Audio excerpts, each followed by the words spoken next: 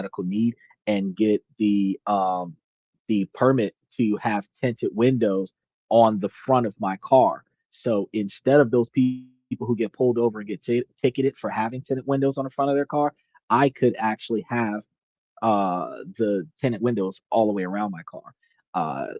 Yeah, I mean, get pulled over more often by doing that, but just roll down the window and hand them the paper and be like, here, this is the authorization for me to have the tent on the front window. And since that's what you pulled me over for, we can kind of mosey on after that. So there isn't a reason to go any further on the discussion. So yeah, sometimes privilege has extra privileges. Exactly, limo tent. Yes, that's right. I wouldn't do limo tent though.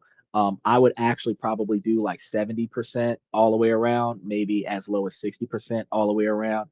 Um, uh, Probably like progressive tent where I can see out but you can't see in kind of thing.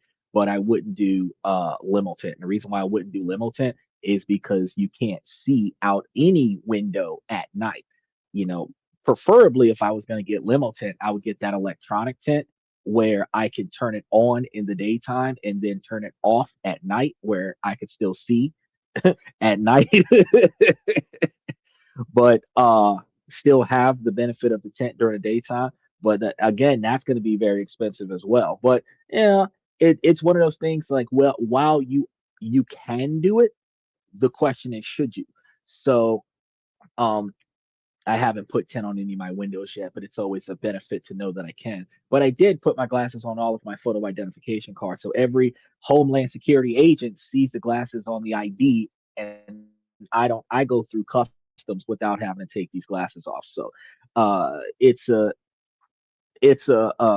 privilege, and it gives me a very unique 4-star passport, which is a question. What do those stars mean? Now, back to tonight's show. I'm about to expose the hidden financial dangers that the feud is going to create. Because we did say that we were going to be talking about the ability to live in different countries and invest in those countries, and the dangers that we're dealing with right now can slowly and silently drain your wallet, especially if you're investing in Spain or companies that are benefiting from Spain. But more importantly, I'm going to show you guys how this turmoil is also opening the door for three specific low budget smart moves that you could put your financial um, uh, efforts ahead of 99% of the people that are ignoring stuff that's going on. So, this is going to be the playbook for not just surviving, but thriving when geopolitical storms hit home. Let's get right into it. What's actually happening here? Let's cut through the noise because at the heart of this situation, this is a clash of national interests playing out on a world stage. As of early March 2026, the United States is in a military conflict with Iran, a move that sent shockwaves across the globe. To run a strategy, Washington has always relied on a network of allied military bases. And two of the most strategic happen to be Spain in Naval Station Rota and Morin Air Base, in addition to Britain. Britain was all for it, but Spain not so much. Now these bases aren't American soil; they are Spanish bases, jointly operated under long-standing defense agreements. They're perfectly positioned at the gateway to the Mediterranean, a critical logistics hub for any operation from Europe to the Middle East. From Washington's perspective, the plan was simple: use these bases as launch pads and support hubs for the campaign against Iran. But Spain said no. Prime Minister Pedro Sanchez's government publicly called the military action reckless and illegal, of which most people understand. That's the way it was when they ambushed Venezuela, but who said anything about it? It was a direct in and out. So The prime minister has explicitly forbidden the United States from using Spanish territory for any offensive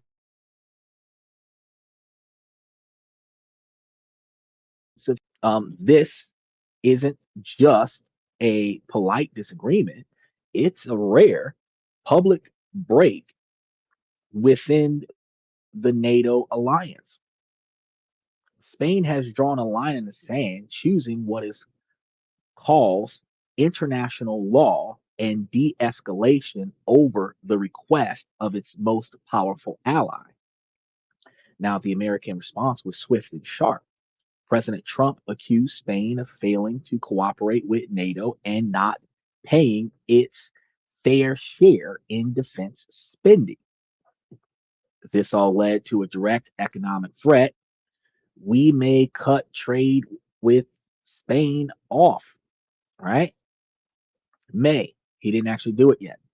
This has already prompted sharp calls in Washington to pull vital assets like refueling aircrafts from Spanish bases and relocate them to other European countries like Germany. While diplomats on both sides are trying to project a sense of calm, the message from the White House is clear: there will be economic consequences for political defiance. Now, you might be thinking, okay, a political spat, but a full trade embargo between two major Western allies. It seems unlikely, right? And you're probably right. Total blockage is complicated by the European Union's single market rules, but that's exactly what makes this situation so much more dangerous. The real risk isn't a sudden catastrophic trade war, it's the death by a thousand cuts that comes next. It's the targeted tariffs, the investment freezes, the supply chain disruptions, and the currency jitters that happens when trust between two major economic partners simply evaporates. This isn't a loud explosion, it's a slow, creeping rot, like gangrene in your kneecap. The United States is the main investor in Spain.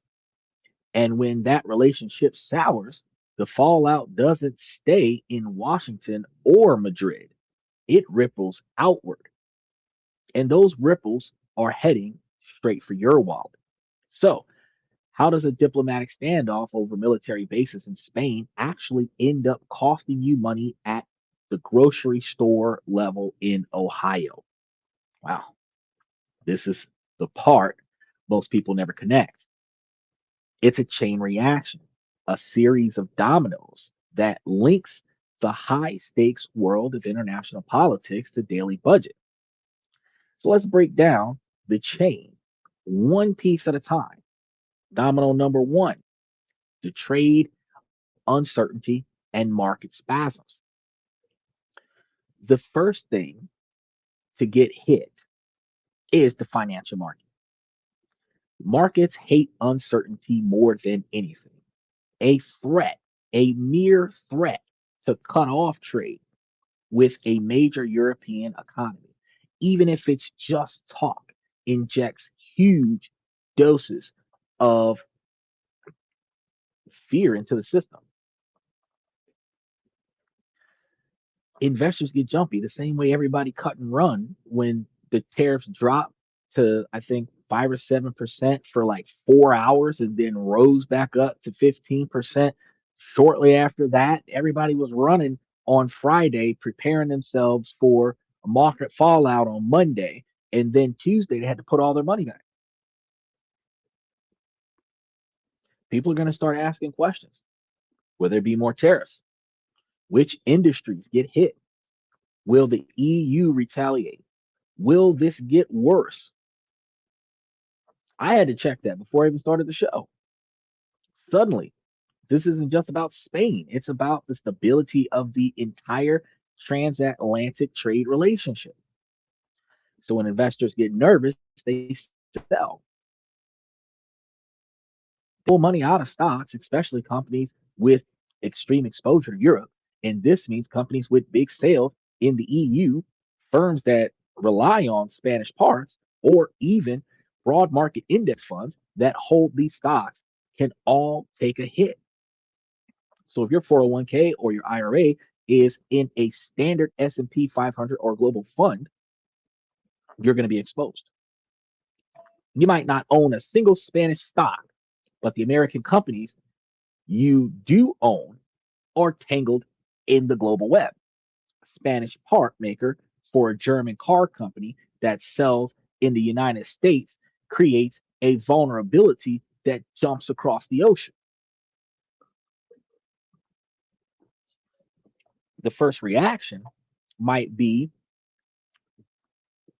just a market dip that recovers, but the threat creates a new layer of risk that can drag on returns for months or even years after it happens. Your retirement savings, which you count on for steady growth, are now riding the waves of political feud. Domino number two, tariff ripple effect. The story of olive oil, not the chick, the actual olive oil.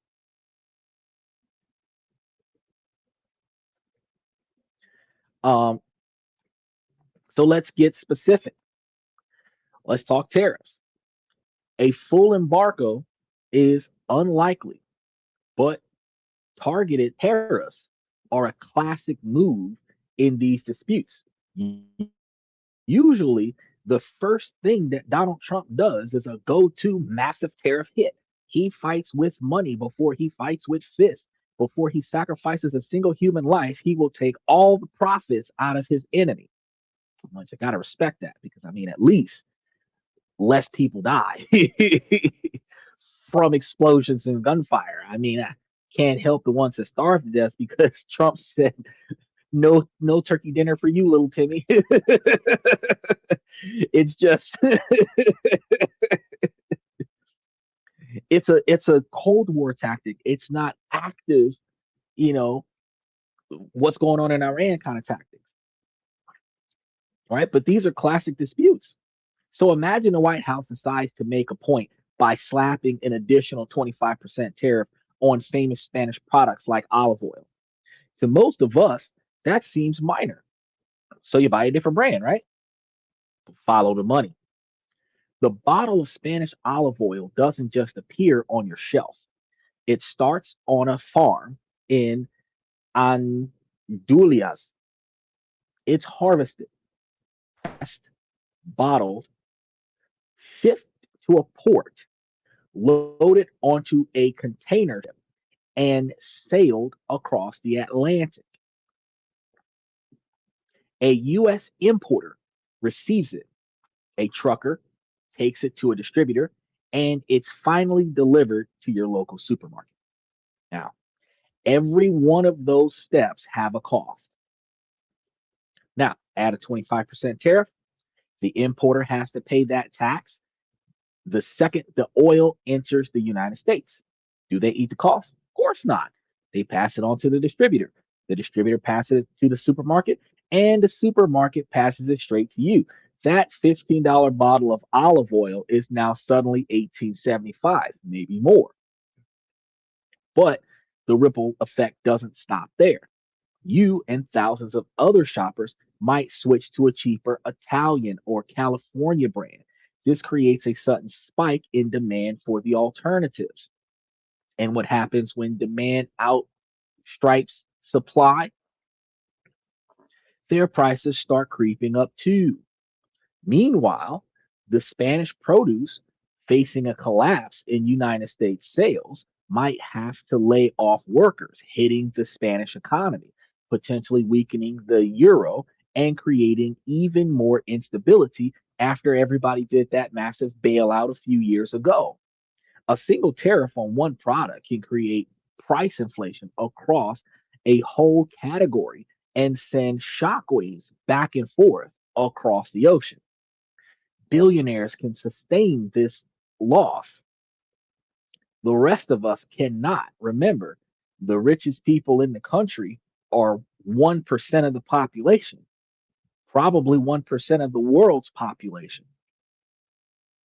But here in America, 1% of 385 million people is 3,805,000 people. See what I'm saying? So if almost 4 million people got enough money to sustain this, and the other 381 million people can't afford to sustain this, that's not good. Domino number three, the supply chain nightmare. Let's zoom out for the olive oil. Spain is crucial, if often invisible, part of countless global supply chains. The country is a major manufacturer of car parts, pharmaceuticals, and industrial machinery. A modern car is a global product. It might be assembled in America by an American company, but its transmission could be from Germany, its electronics from South Korea, and its seat belt mechanisms from the factory in Spain. Y'all gonna go back to y'all car and y'all are about to start checking tags. Y'all gonna be looking at the little tag on the seat belt talking about something made in Spain. You're gonna be looking at the tag underneath your seat talking about made in Australia. You're gonna be looking at the inner lining in your car talking about made in California. You're gonna be looking at the metal plate on your door talking about made in San Francisco. You're gonna be looking at the plate under the hood that says made in New York. You're gonna see the plate on the bottom of your trunk hood that said made in Dominican Republic. I'm trying to tell y'all are gonna be like, holy shit, this is serious. This is serious. Manufactured in America means that it was put together in America. Manufactured in America doesn't mean that every single part that goes into this vehicle was built in America, which is why the majority of vehicles after 2025 are now going up ten to $15,000 just because of tariffs. So in order for you to get a fair value on a vehicle, you have to buy a car that was built before 2025 to avoid the inflated cost of tariffs. If trade relations get rocky, it becomes harder and more expensive to get those parts. And even without direct tariffs, you can get new paperwork requirements, increased inspection at ports, or just the threat of future problems makes things even worse. This forces US companies to start looking for new suppliers, which is a messy and expensive process. It takes time and often a lot of money to find new partners and retool assembly lines because the parts from one country is not always compatible with another. In the short term, you get parts shortages, which means production delays for everything from cars to washing machines. And when production slows down, but demand stays the same, prices go up. I had to replace a part on my 2009 Chevy that was very expensive. The part was from Germany. If you replace that part this year, that was probably twice as much in comparison to the same part if you would have bought a refurbished part from before 2025. Sheesh. And the fact is that your 2000, I'm gonna give you right now the best tip possible. Because you driving a 2009, you should never, for the remainder of the ownership of your vehicle, ever buy a brand new part. Always get a refurbished one. Why? Why? First and foremost, brand new parts put more wear and tear on 20-year-old parts. The new part is perfectly fine, but everything that's touching it is worn out. Brand new parts could cause collateral damage to other areas of the vehicle while the brand new part works perfectly fine. For example, put a brand new serpentine belt on your car, wear out your alternator. So, in order for you to put a brand new serpentine belt on your car, it's probably better to service your alternator. If you're, there's it's called preventative maintenance, and not too many people know about it. And mechanics stopped recommending it because they already upsell so much stuff. They don't want to drive you away, making you think that they're charging you stuff that you don't need. But truth be told, it's like If you get a head job, you got to do the headers, you got to do the lifters, you might need to do the control arms inside of the engine. This leads to a whole engine rebuild to prevent from having the top of the engine put too much stress on the bottom of the engine and you throw a rod and break your engine. So it's crazy how um if you got a used car, everybody wants brand new parts. But if the mechanic is going to offer you a refurbished part is an old part that rebuilt whatever was broken on it. So it still works, but it is as aged as the rest of the car. So when you put it on the car, it's going to function just like the aged rest of the car. It's not going to overwork the rest of the car. See what I'm saying? Like a lot of times, I put Lucas oil into my car and I do full synthetic oil on top of that. And sometimes I can only get the 50-50 blend. So I get the 50-50 blend, then add the Lucas oil on top of it and top off the car. Run that 4,000 miles and then go get an oil change. Now, everybody else is going to go get regular oil. Nobody realizes that oil burns out of the engine. The further you go, the faster you drive, the more oil gets burned out. The oil doesn't leak, it evaporates. The problem with that is most people don't check their oil. They only let the mechanic do it. So if you never pop the hood and see how much oil is in your car, you could be riding a car with less oil than necessary, and that could damage your engine. People don't think about these things. Now, topping your car off with Lucas oil, the more you drive, the more often you check it. Once a week, once a month, every time you check it, every time dipstick is less than full, top it off with some Lucas oil. The full synthetic oil never evaporates. It perfectly lubricates the car, especially in cold climates. You don't have to worry about it freezing up and then breaking any gears, and your car is going to be in better condition longer. If you forget to get the oil changed, full synthetic oil can ride out over usage and not wear out the engine. You're not going to be dealing with sludge buildup like you would have with regular oil in a car. Mechanics don't talk about this stuff because they're afraid of upselling you on stuff that you're going to feel like you don't need. They don't want to be painted as frauds and scammers because mechanics have the reputation of charging you for shit you don't need, overcharging you for shit you don't need. So if you say just put oil in a car, you came for the cheap oil, they're going to put the cheap oil, but the cheap oil doesn't last. If you're driving 300 something miles, you're losing probably a quarter oil. Every time you think about it like this, every time or every other time that you fill your tank, you should have lost reasonably one quarter oil out of your car, which also means that if you don't check your oil every time you go to the gas station, you could be running 1 or 2 quarts low, 2 or 3 quarts low. He said, learning all kinds of stuff tonight, in spite of the drag on the thing. Lucas has different weight oils. No, Lucas Oil, you go to Advanced Auto or Discount Auto Parts and you go pick up the big because they have them in the quarts. But I just spend 35 or 40 bucks on the gallon and then I just top it off because it's full synthetic. The regular oil that you get from the back of the shelf, like when you go all the way to the back of the auto parts store and you look at the regular oil, you're going to Walmart and you're looking at the oil in the automotive section, that has different weights. And the weights are based on thickness. Okay, so 10W30 is lighter weight, thinner oil than 20W50. 20W50 is thick, heavy oil, preferably used in either high performance vehicles or big ass trucks. Full synthetic oil, on the other hand, is just that, full synthetic, written on a bottle, full synthetic. If it's not full synthetic, it's going to say blend written on a bottle. But when you're doing oil change with full synthetic, it's going to be 0W5 or 0W10, which means the weight is either 5 or 10, but it's full synthetic. So as soon as you put that in there, top it off with another quarter to a Lucas oil, drive it, test it every other week. You see it a little bit low, top it off a little bit more.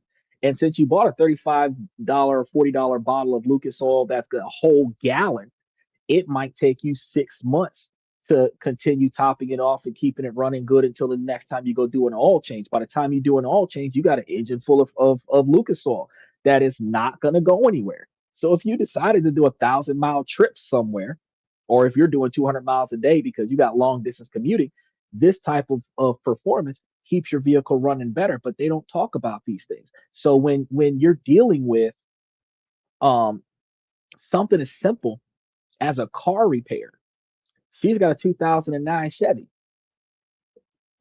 assembled in America. Parts coming from Germany. Tariffs are going to hurt car repair.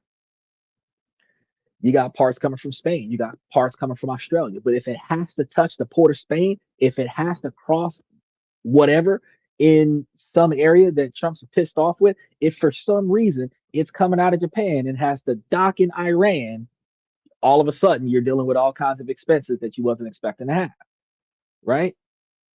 We don't think about these things. Now, this is going to be the hidden inflation that nobody's going to talk to you about. You don't see a Spain surcharge on the sticker price of a new car. It's not in one of the line items. You just see a sticker price that is $500 higher, and they're going to give you some bullshit MSRP. No, it's not. Do you even know what MSRP is? It is the manufacturer's recommended sale price. The recommended sale price from the person who built it is not the damn price on a car when you go to buy it. That is the price of the car after they put all the bullshit on it and stuck it on the showroom floor. Floor mats cost them $250. Armrest, extra armrest cover, not an armrest, the armrest cover. The fucking fishnet and the trunk that nobody ever sees or use. The bullshit ass wind up jack that you immediately go and buy a hydraulic jack to replace. And they charge you for all of this crap on your car. Lock washers. You can get lock washers $20 for a pack at your local discount auto parts or advanced auto part. They charge you $250 for lock washers with the key. It's a standard key that everybody's got the key to. If they got that make and model or ever borrowed that make and model, they got the standard key for it. It's lock washers for washers. Like, bro, you can just go get you a custom pair of lock washers or do like I do. Two different size lug nuts. Problem solved. You don't even need fucking lock washers. If you've got one lug nut on the car that's inches and the rest of them are metric, you're going to need two wrenches to take off the tire if you don't carry a four way. Can't nobody run up on your car with a crowbar and just run off with your tire when it is two different size lug nuts. It's just not going to work. They're going to need two different size crowbars or a four way, right? And the average carjacker is not walking around like, man, I got an all purpose four way. I could take whatever. Be real, right? Now, the company blames uh, rise input costs or supply chain pressures on that $500 increase. But the root cause is political fights happening thousands of miles away because technically we're at war right now. Nobody's going to really call it war in the headlines. They're going to call it a military political skirmish.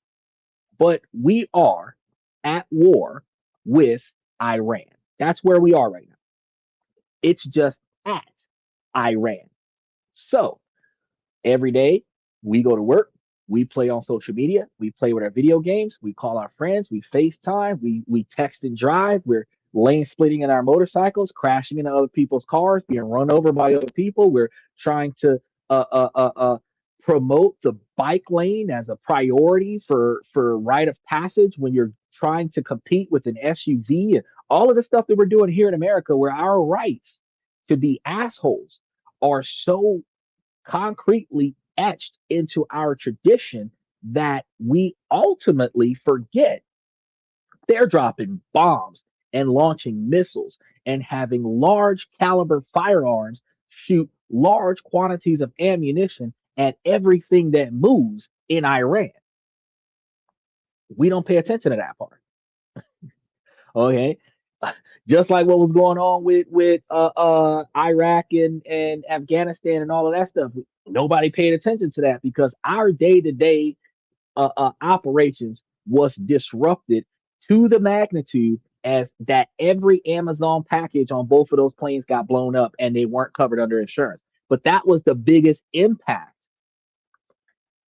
I mean, yeah, lives lost was a huge thing for all the family members that lost somebody. But let's be real, to the people who were not related to the people that were on those planes, The only thing that devastated those individuals that were not related to anybody that was on those planes is whatever the heck you ordered that was being shipped on those planes got blown up with that plane. That was the most impact that everybody else had. The rest of it was women and children being slaughtered in another country. We'd be literally going to war somewhere else. It's not happening here.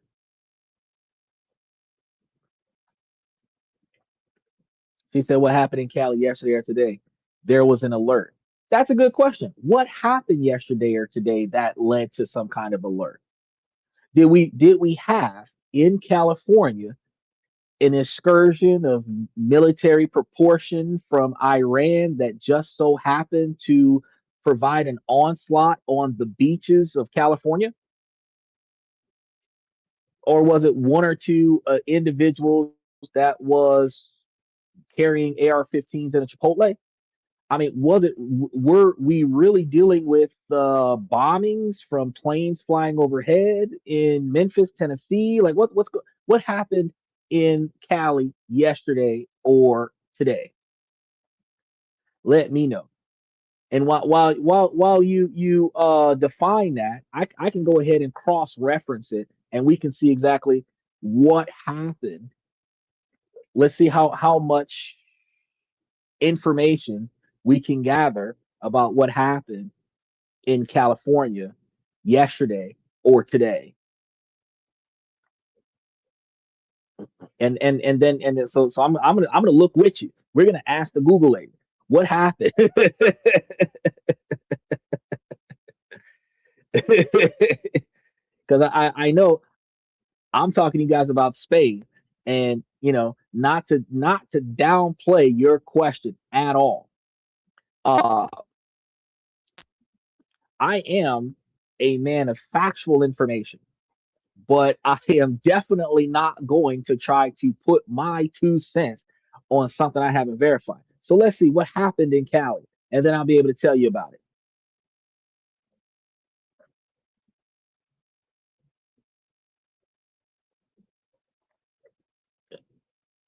And let's see just randomly what happened today or yesterday in California. We're just going to see what's going on here. She says, while I'm doing the digging, I think it was something about drones, possibly from sleeper cells. Okay.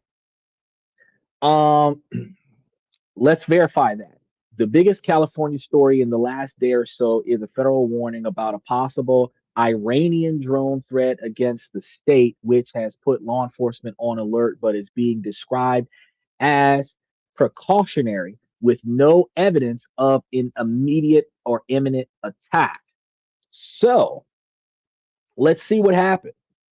The Iran US war and California's alert, there was the FBI had circulated a memo to West Coast agencies saying Iran had allegedly explored using unmanned drones launched from offshore vessels to hit targets in California based on intelligence from early February.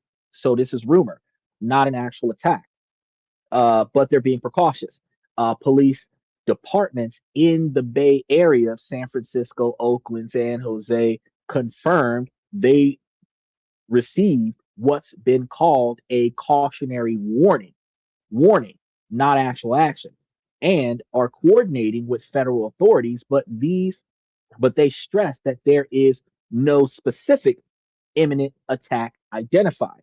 Now, Governor Gavin Newsom said the state office of emergency service has raised its security posture and is prepared for emergencies while also emphasizing that there are no known immediate threats at this time. So I'm glad you brought that up, but that reinforces the fact that they are experiencing bombs being dropped in their backyard, schools being blown up, hospitals being bombarded, their streets being torn to sunder with planes crashing down, and all kinds of WW2 experiences that you normally would see on TV is now real life social media streaming on TikTok.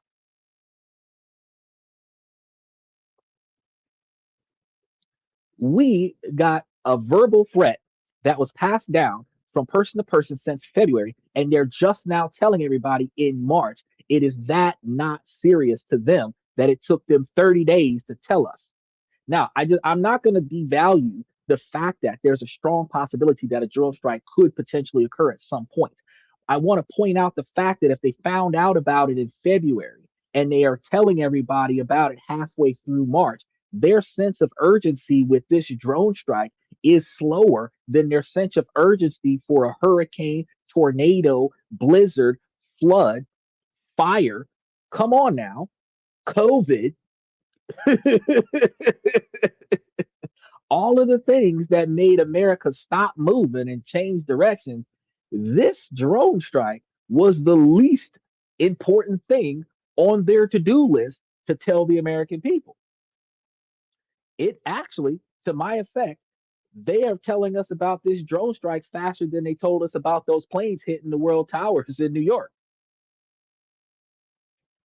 So, a little bit of an improvement. At least Homeland Security is awake today, but nothing has happened yet in America. So, how serious that is on the ground? Officials and major networks are framing this as a credible concern. It's a concern that justifies extra vigilance, paying attention, and information sharing. So don't keep secrets. Not as a reason for the public to panic or expert strikes in the new upcoming hours or days. There's no expectations of any type of drone strike or anything like that at this time. So, how does that impact your daily life? Well, traffic, events, schools, local tourism continues as normal across the state. Coverage from Los Angeles and the Bay Area outlets still focus primarily on local crime and politics and weather rather than emergency shutdown or war zone conditions. So even though allegedly there's an idea about what happened from Iran, before they could send the little Tonka truck over here to come and make something happen, America's been dropping big ass, gigantic, Toyota Camry sized bombs on Iran. If you seen the size of these missiles, you'd be like, son of a bitch. He's a happy people. What twin towers? I know they don't exist anymore. That's my point. US UFO lands on White House lawn. Nah, they didn't. That's a frisbee. Now, domino number four, the energy wild card. We're gonna get to this part. Now, feel free if you guys got more information than I do. If y'all are here from Twitter, Twitch, uh, uh, uh, TikTok, feel free. Do exactly like Uncommon Woman 100 is doing, and put your comments into the comment section. I want to hear from you guys. I want to know what's going on because I might have missed something. I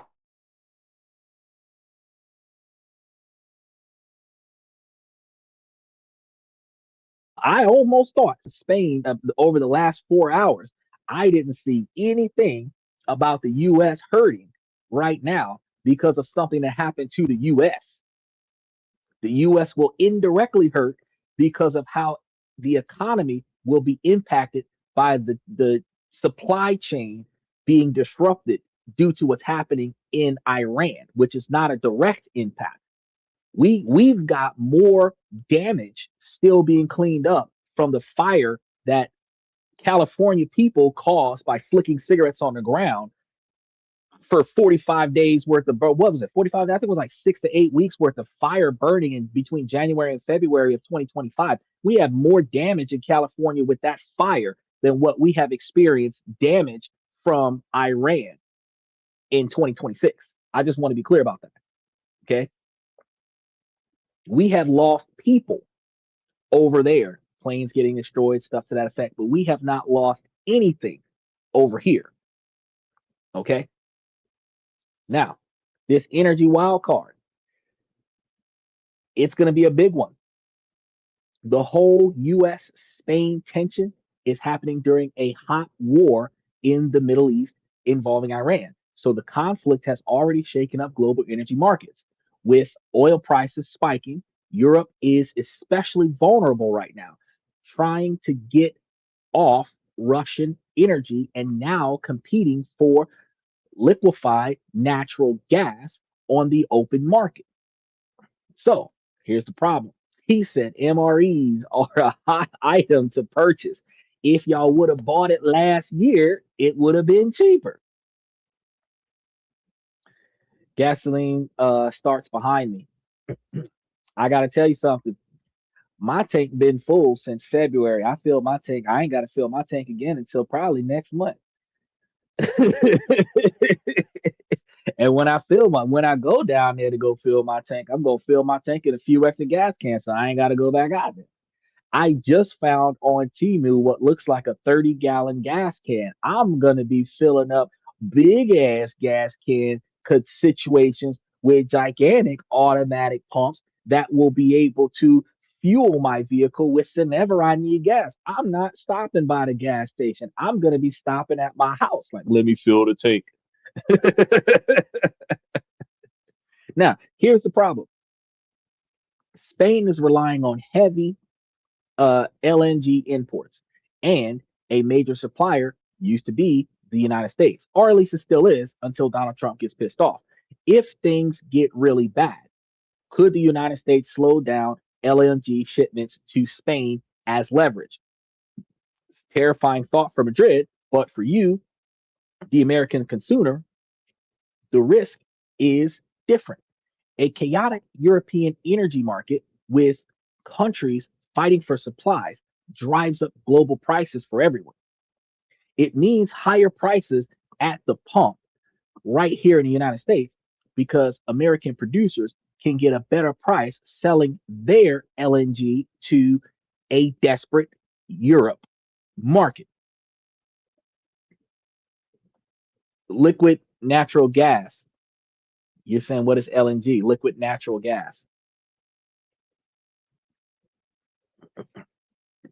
So this also means higher home heating and electric bills. So your light bills start going up now.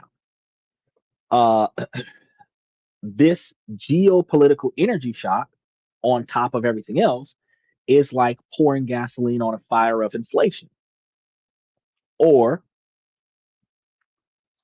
lighting up yet another cigarette on the other side of California's forest to start yet a second forest fire instead of just putting it in a freaking trash can. I'm gonna keep picking on y'all smokers. Y'all need to start figuring out a way to be cool and put your cigarette butt inside of a metal container until you can find a place to dump it. Y'all need to start walking around with some pocket ashtrays or some shit because y'all over there in California with that smoking flick, y'all are over here setting y'all whole state on fire, burning people multi-million dollar houses down and everything because y'all don't know how to put your cigarette in a metal trash can. And I know y'all got them. Y'all the dirtiest, cleanest city in the country. Because you can't find nothing on the beach unless you look down at your feet. Nah, this is going to be where most people's eyes going to glaze over because there's no single dramatic event here. There's no stock market crash, no bank run, nothing. It's just a slow, silent erosion of your wealth, an invisible tax levied by geopolitical instability. So think of it like a tire with a slow leak. You don't notice it at first. You drive for days, maybe for weeks, but every moment a little air is escaping. The pressure is dropping. The tire gets softer, less responsive, way more vulnerable to the blowout. No matter how many times you try to pump it up, it's always leaking. You don't see any damage. You don't see any tears. You take it to the mechanic, they don't know what's going on, but you know that you've got a slow leak that you got to keep trying to patch. By the time you feel the car pulling to one side, the damage is done. The car's worn down. You probably had a blowout. Now you're spending all this extra money to replace the whole thing and possibly even a rim because you don't know what is going on directly. I got to tell y'all something. This is crazy. That's exactly how this stuff is going on. He said, I'll have to science the shit out of this one.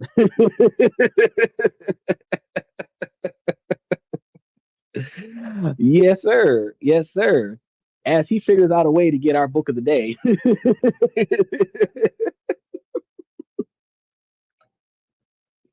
As he figures out how to get our book of the day, I'm gonna set the bar for everyone. Now, that's what these US Spain tensions are doing to your money right now. A 0.5% jump in inflation from energy shocks doesn't feel like a big deal this week. An extra 75 cents on a bottle of wine is an annoyance, not a catastrophe. A 2% dip in your 401k is easy to brush off as market fluctuations, but these small hits add up and they compound. So let's make it real for you. Imagine a family with a take home pay of about $5,000 a month, which is like above average for most Americans. The energy shock, because remember, broke class Americans are making 1,700, I think, $65 a week.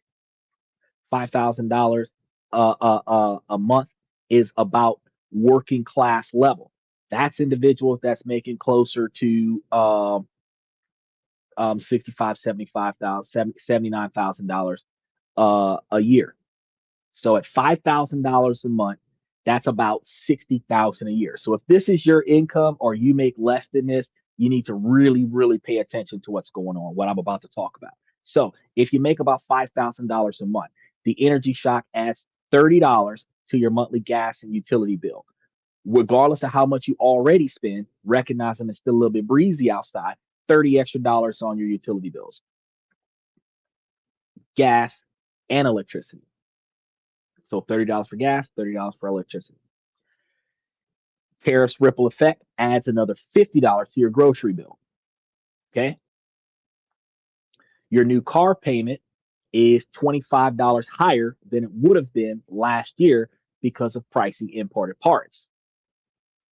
Or your car repair is going to be even more expensive, 50 to 100 extra dollars for car repair. There's a fun budget that gets squeezed. Dinners out that used to be $60 is now $68 individually. None of these break the bank, but it adds up. It's over $100 a month or $1,200 a year that has simply vanished from their budget, and that is $1,200 that they cannot put into their savings, their kids' college fund, or their own retirement. He says, book of the day is Building It Better Yourself by the editors of Organic Gardening and Farming. That book sounds like you're about to build your whole weed farm in your backyard. I recommend that you put up a 20-foot fence. Make sure that y'all like and subscribe and mash those reaction buttons as we talk about this topic today because y'all are going to get so much stuff from what we're talking about today. Y'all going to be thinking about things differently when y'all walk away from what we got going on today. And we're almost halfway through. We are not near, we've been here for an hour, and I know that we've got about 50 pages left. We got plenty more to cover. So, um, if we look at your savings, let's say that you have like $100,000 in a retirement account, which is a lot of money because most people don't have that much. The added volatility might trim your expected annual growth from 8% down to 6%. Now, that's a 2% difference, might not sound like much, but over a decade, think how the power of compound interest works, that is not a loss of just $20,000. It is a loss of nearly $48,000 in potential future gains that you would have gotten off of that $100,000 investment. This is going to be the silent drain. It's very sneaky. It doesn't send you a bill, doesn't wake you up at night. It just makes everything a little bit harder to be successful, a little bit more expensive to be stable and maintain. And it cuts your purchasing power, suppresses your investment returns, and quietly steals your financial future. Most people will never connect the dots unless they're watching the show tonight. They're just going to blame all this shit on inflation. They'll complain that they're working harder, but falling farther behind. They won't trace it back to the political decision in Washington and a defiant response from Madrid. And because they don't see this real cause, they feel powerless. They just accept it, letting the air leak out of the tire until they're stranded. They just, it is what it is. And That's a bad mentality to have. It is what it is the worst mentality to have because it is what you make it and what you allow it to be. There are certain things in your life that you cannot directly control, but there are things in your life that you can control by communicating with a person that has more authority over your situation than you do. You have primary authority over the things that directly impact you and the way you allow it to impact you, but there is other individuals that have more direct involvement in the outcome, such as when you're in a dispute and there's a police officer there, the police officer has more control over the situation than you, but the police officer's supervisor has more control over the police officer. So if you're not getting the cooperation from the officer, you get their supervisor. If you're in a government facility and the people in the government facility are not performing correctly, every government facility answers to the White House. So you can communicate with Homeland Security and the Secretary of Defense and other areas of this country where people will actually respond. I had CIA agents respond to me because I had a problem with a security guard in the Middle District Courthouse, and I ended up with CIA escorts in this courthouse to prevent CIA agents from misbehaving in the courthouse. They actually respond if you file a complaint. So you don't got to sit here on the ground level and argue with the guy that's not doing their job correctly. You can go above their head and bypass them. So you have to find out how to navigate around the things that you cannot control. Michael says it's on average $30 per breakfast for bacon and eggs, and that's one third of $100. But it's gonna go up. It's gonna go up even higher. 10 years ago, you could go grocery shopping and get a whole carton of food. Uh, Now can't even get enough food into the baby seat. Yeah, I don't know where you're going with $100 now, because every time I go to the store, it's like $300 to $500 per trip, and I'm over there going to the store twice a month. Then I order every few weeks for them to drop stuff off at the house. It's crazy.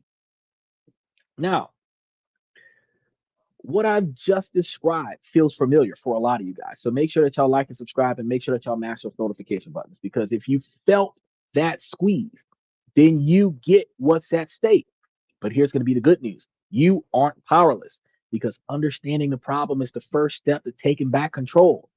In the second half, we are pivoting from the problem to the solution. Like I told y'all, we were halfway through. I got to point out the problem, and then I always give you a solution before I leave the show. I'm going to lay out a clear, actionable playbook with 3 smart moves that you can make right now with a low budget. And not only to protect yourself, but actually to use this chaos to your advantage. Now, if you're finding this valuable, I'm going to tell you one more time: mash those reaction buttons because we're going to connect the headlines to your wallet and give you an edge. But, and this is the most important word in tonight's whole show, this turmoil, this uncertainty, this fear is not just a risk, it is also an opportunity. He said,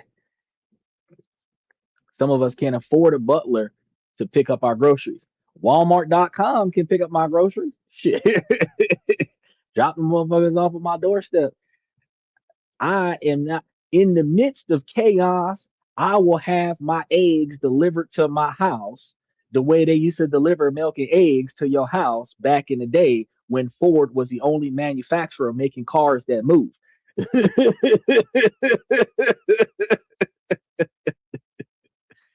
Y'all sitting over here remembering back in the day when the milkman used to drop that milk off at your house and pick up the 2 empty bottles of milk. And I'm remembering back in the day when Walmart used to drop my milk and my eggs off on my doorstep 15 minutes before my podcast started so I didn't have to go to the store that day. I know what's going on. And because you got the Walmart membership, I am not paying the $6.99 for delivery. I bought $40 worth of groceries. They're dropping it at my house for no additional money with no tip. Don't hate. Don't hate. Because I know you're like, damn, you ain't even gonna tip the person. Fuck no, I ain't gonna tip the person. You chose that job and they're paying you to drop my shit off. Why am I giving you extra money to put my groceries on my doorstep when that is the contract that you agreed to with Walmart to deliver my stuff to my door? If you went the extra mile and brought it into my house, I would tip you. But if you put it at my doorstep, why am I going to give you extra to do your damn job? This ain't a restaurant. I don't tip Amazon. I don't tip UPS. I'm not tipping the post office. Why the fuck am I tipping Walmart.com? Drop my shit off at the door. This ain't Postmates. I'm paying for a membership. That's a bit. So I am still paying for the service. Mm. Is that McMahon used to put it directly into the fridge weekly. Man, and look, that's what I'm trying to tell you. I would tip for that. I would tip for that if they putting the milk directly into the fridge. I would be tipping, but they ain't putting shit in the fridge. They leaving the milk sitting on the front porch. So if you know that you got dairy products and perishable products that could potentially spoil in the heat, you got to order that shit to come in as close to nighttime as possible. One of the last deliveries that they're gonna make, and then you know that around about whatever hour they're supposed to drop that shit off, you need to be paying attention to the front door so that you can go out there and go get it. It's either going to be the first delivery first thing in the morning before it starts getting hot, or the last delivery in the middle of the night before they get off, so that it is out there in the coolest climate, so that your milk don't spoil if it got delivered at lunch and you're not outside to go grab it. I'm trying to told you, because it's not like it's signed on delivery. They drop it off, and it's just there until you come get it. Now, for every person panicking and selling, there's someone savvy who's buying it up. And when the stock market plummets, that is the time to buy, buy, buy. So for every door that closes, another one is going to open. And the very same forces creating the silent risks for unprepared uh, uh, individuals that are creating huge low budget opportunities for those who are paying attention to it. So while most people play defense, trying to plug the leaks, you can go on the offense and you can turn this situation from financially draining into a financial engine. So these are the next moves that you're going to be using in your playbook to do exactly that. And this isn't about complex financial wizardry or needing $1 million portfolio. These are three strategic moves grounded in logic that anyone that has a fucking job can use, even if you're just using someone else's money. Walmart is good at notifications, 5 to 10 minutes of delivery. I mean, yeah, you will eventually get that text message that they on their way, but you don't always get that text message that they was at your house. And then when you go back and check the app, it just says delivered. And you're like, oh shit, it's been out there for God knows how long. They don't call you and tell you that they're outside. You know what I mean? If they knock on your door, you're lucky. You know what I mean? But if you got a big ass house and they knock on the front door and you in the bed in the back watching TV, you ain't even know they was out there. Doesn't change the fact that they will deliver your stuff through riots, through ice raids, through military excursions. Walmart is more consistent than the United States Post Office as far as delivering your food.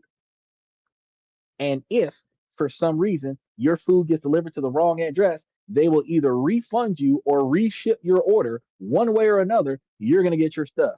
It might be late, but it will get there.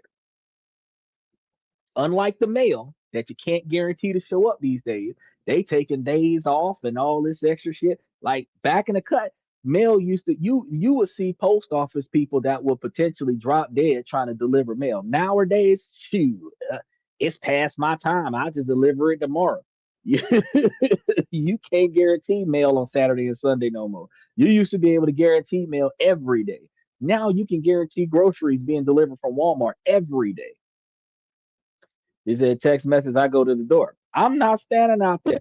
Look, I respect your candor, man, but I can tell you right now, there is absolutely no way that I'm going to be standing outside my door like a starving Ethiopian, hoping to God that Walmart is not going to feel threatened by me in the middle of the night, looking like I'm looking with this good behind hand, trying to take something out of their hands. No, no, no, no, no, no, no, no, no, no, no, no, no. If I had a better skin complexion, I might have would have tried that. But no, no, no, no, no. When I'm this dark instead of this light, no, no, no, no, no. I'll let them put it on the doorstep, and then I'll just let open the door and see the groceries and grab them and bring them in. That's how. What does Walmart charge you for a subscription to do that? How does it work? Well, okay, Walmart usually has like $100 a year for the membership, but sometimes they give you promotions where you can do $50 a year, which is approximately about $5 a month that you're going to pay for it. And anytime you order over $35 worth of items, they give you free delivery. So your membership allows you to have all of your groceries dropped off at your house where you don't have to go to the store at all. They have other perks. They have rebates and other stuff like that on the app. And if I was to use the app more often at the grocery store, I could potentially get more rebates at the store. And then there's a special self checkout line for members where you don't have to wait in line with everybody else because it's exclusive to members. But I like talking to human beings and allowing them to have jobs. So instead of going to the machine and doing it myself, I just bring it to them and let them do it for me. So yeah, I don't do night delivery. I don't do day deliveries. I'm working right now. When I finish with this podcast, I got stuff to do. When the sun rises, I'm going to bed. If they drop groceries on my doorstep, it's gonna be on my doorstep till I wake up at 3, 4, 5 o'clock in the afternoon. So I'm gonna wait until nighttime when I'm awake and have them drop it off in the middle of the night where they out there like Blair Witch Project with a flashlight trying to find the front door. That's what I'm gonna be out there doing. Who's paying the drivers? Walmart.com. The same way Uber pay the drivers, Postmates, Uber Eats, the same way Lyft pay the drivers. These folks get paid by the platform. They don't get paid as much per delivery as they would get paid from being tipped, but they get paid enough to cover the cost of their gas in their town that they out there doing this on a regular basis. Matter of fact, some of these individuals are subcontracted where they got their own vehicle. They got like an SUV, like a I'm trying to think of that Ford transport vehicle that they have. Dodge has one too that it looks just like the UPS vehicle, but it's electric.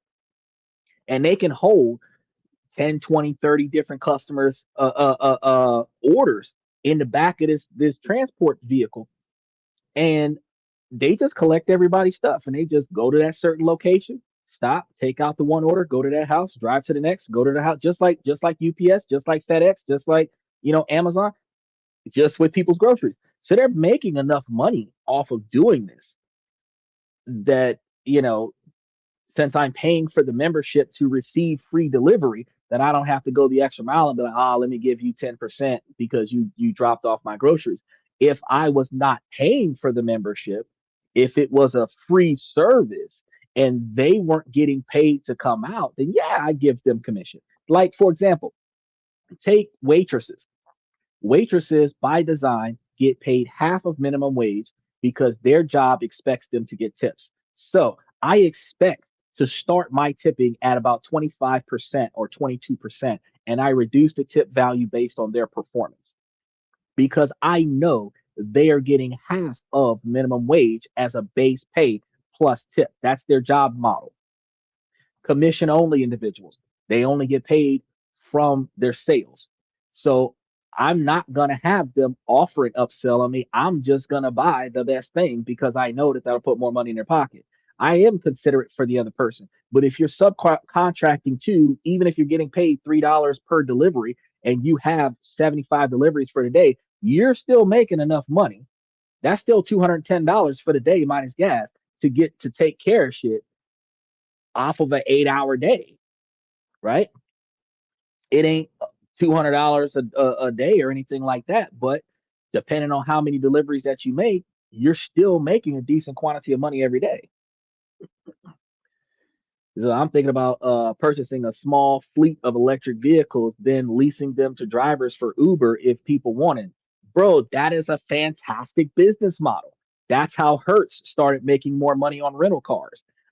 Uber started partnering with Hertz, and then people who didn't own cars would just go to Hertz and rent a car and take out of their deliveries every day, out of their rides every day, the cost of the rental car. So by the end of the month, while they might have would have made $1,500 or $2,000 with the rental car, the cost of owning the rent of being in possession of the rental car would have been taken out of their pay, and they're still making $750 to $1,000 a week worth of driving after they pay for the car. But now you're using their car instead of your car, their insurance, their maintenance plan instead of your insurance and your maintenance plan, putting miles on their shit instead of your shit, and then keeping a difference. It's a fantastic business model. The only problem with leasing out the electric car that I have seen so far is that electric cars are guaranteed to give you 50% of the maximum projected range per charge. And the problem that I have with that is if they're offering 300 miles per charge, you're guaranteed between 75 and 150 miles per charge as long as you don't ride on max capacity. And there's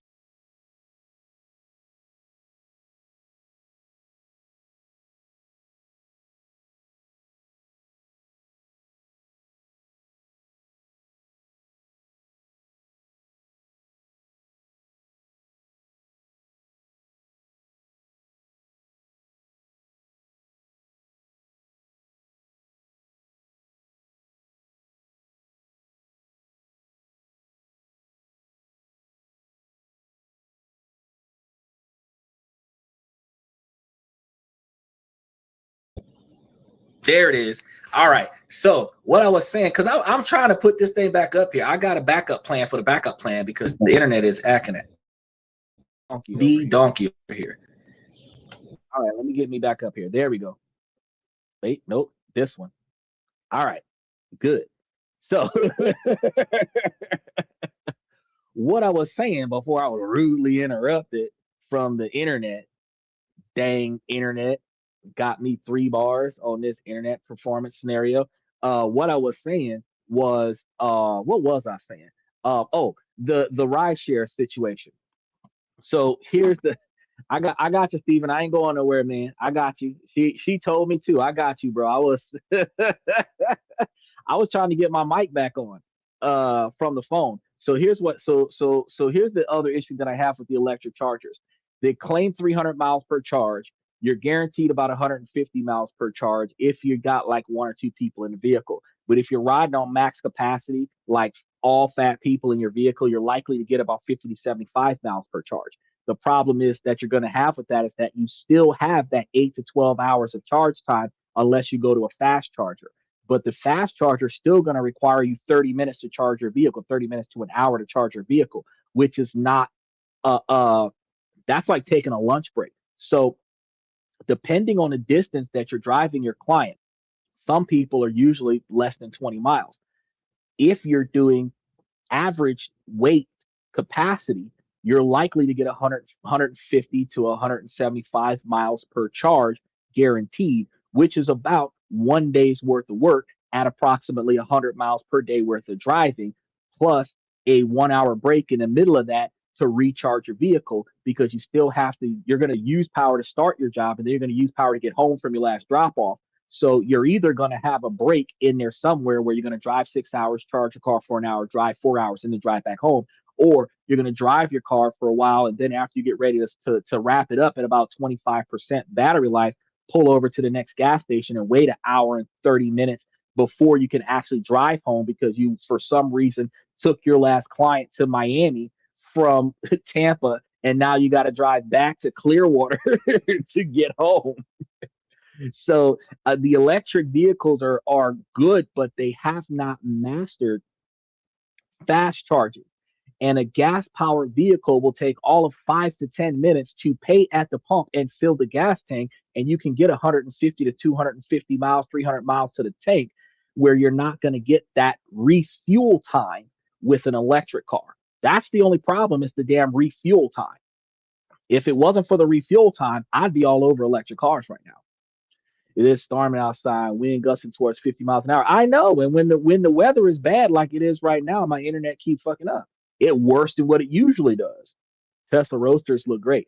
They look great, but they're like what 150 something $1,000, and they get the same damn mileage as a Model Y or a Model Z. They're not.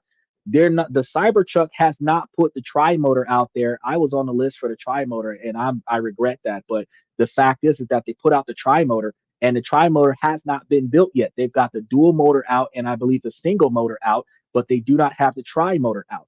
And the tri motor is the one that has the 500-mile range. Now, with that 500-mile range, you're likely to be guaranteed 250 miles, but you're $125,000 for the dual motor.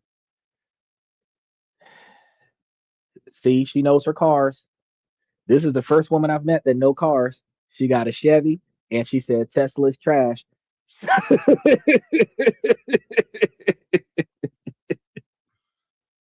We'll use these new small vehicles.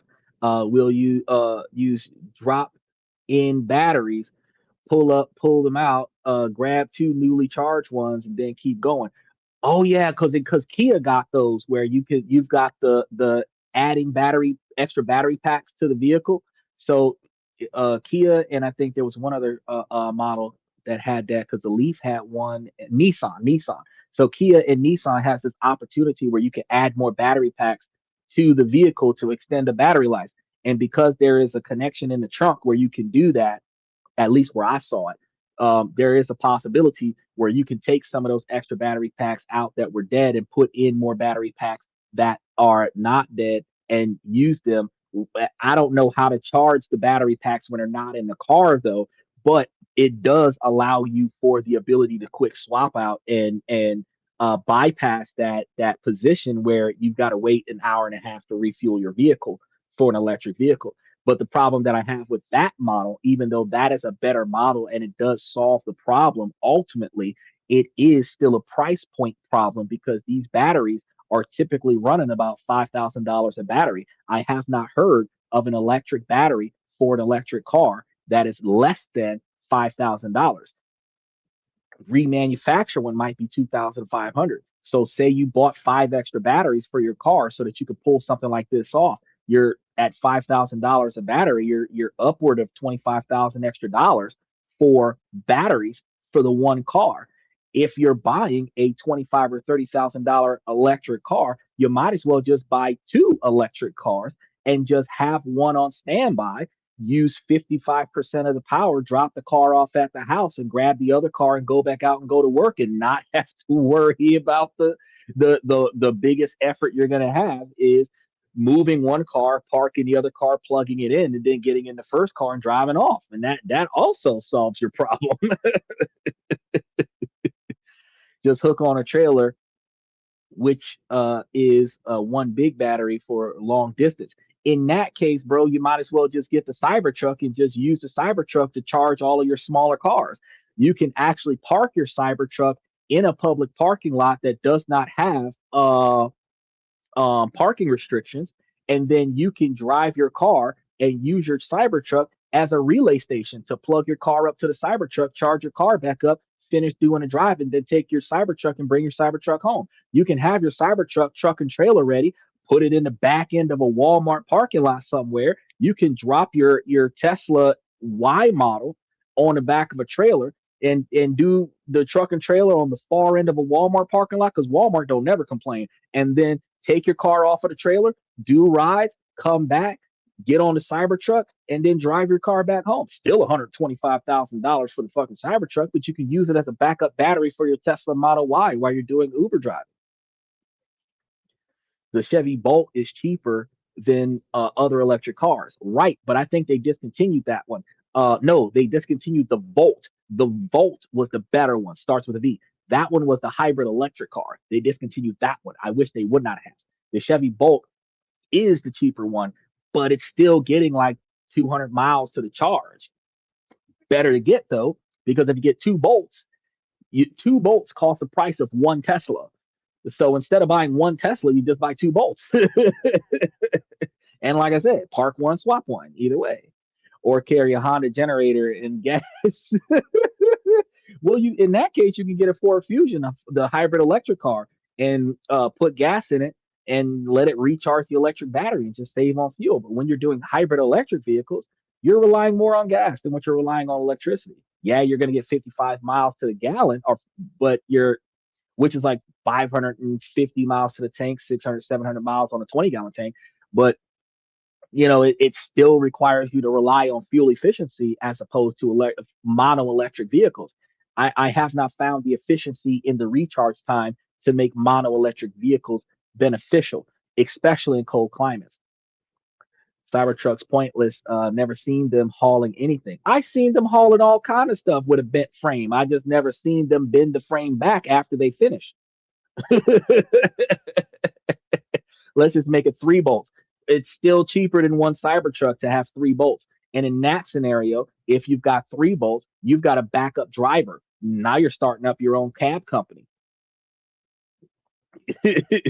You got two people in an extra car. You've got a backup scenario. Now, back to it. Um, what we're going to be talking about now is covering a defense play and inflation hedging play and a uniquely powerful offensive play. Cybertrucks are in fact ugly. The only thing that I enjoyed about the design was the 30 times rolled steel that was resistant to 9 millimeter bullets. The reason why I thought that that vehicle, in all of its inefficiency, was a best buy for the average American person was because when it debuted with the standard option of bulletproof windows, that the or bullet resistant windows, that the bullet resistant windows and the bullet resistant side panels would prevent you from having unnecessary injuries during a routine traffic stop since law enforcement shoots first and then realizes they fucked up later. So that was the only value in that vehicle. It's everything else about it is inefficient, but it will protect you in a traffic stop. And that is the most vulnerable place an American citizen can be. The drone strikes in California that are being warned on the news right now is not nearly as dangerous as the routine traffic stop that happens on our streets. And it is not even a race related routine traffic stop because all you have to do is be in front of a bad cop with a bad attitude or a good cop with bad judgment, and you could get gunned down on a misunderstanding. So the vehicle served a specific purpose of giving you the ability to not get shot before the supervisor shows up, right? That was its only value. But when you start talking about 125, $130,000, you've got other manufacturers that are rebuilding Lexus, Mercedes, Range Rovers, um, for the same price for $150,000, full on bulletproof everything. You've got Resvani that's got the Resvani tank starting at around 150, $250,000, where the top model with the smoke screen and the electrified doors and the pepper spray on the windows and 360 degree surveillance is allowing for that particular type of vehicle that is the same size as a Chevy Suburban that's hitting at like $500,000. If you could really afford protection from a traffic stop going wrong, you might want to get you a vehicle that's got some smoke screens and some oil slicks and some, you know what I mean? They like to snatch the door and try to act bad with snatching the door. I kind of just want to have that electricity on so that when they touch the door to get electrocuted, they're going to be sitting over there telling me, oh, get out of the car. No, sir. And then when they touch the door to get fried, I know I'm going to catch a case for that. But at the end of the day, I told them don't touch the door. There was a sign on the window that says vehicle charged.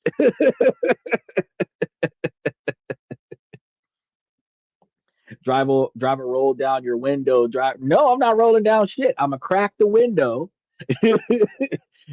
I'm gonna leave my engine running. I'll put it in park. I'm gonna put on the park brake. Matter of fact, I'm gonna do some dope shit. Here's a hood trick that not too many people realize. Because the police tell you to put your car in park and then turn off the engine because most cars automatically unlock the doors, which gives law enforcement the ability to unlawfully enter your vehicle. First and foremost, go to the standard issue in the menu in your vehicle and turn off automatic door unlock. Turn that off. Turn that feature off. So none of your doors unlock when you turn it off. Second thing you want to do, just to be sure that this works, put your car in neutral. Turn the car off, then put it in park. It will not unlock the car as long as the car was in neutral when you turned off the engine. Then you put it in park. It will not unlock the doors.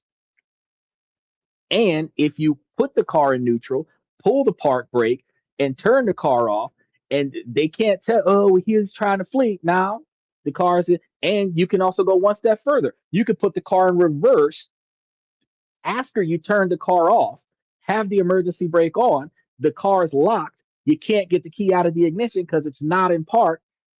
I can't do anything else. They're going to be sitting there looking stupid. So this disables the car from being able to flee, but it keeps you locked inside of the car.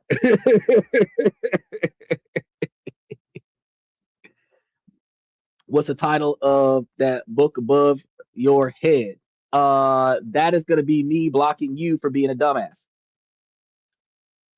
I already told y'all every time y'all come to the show that if y'all start making sly ass comments about the damn curtain that's behind me to cover the blackout drapes for the window I'm sitting in front of, I'm gonna block you. I ain't even gonna fucking entertain that shit.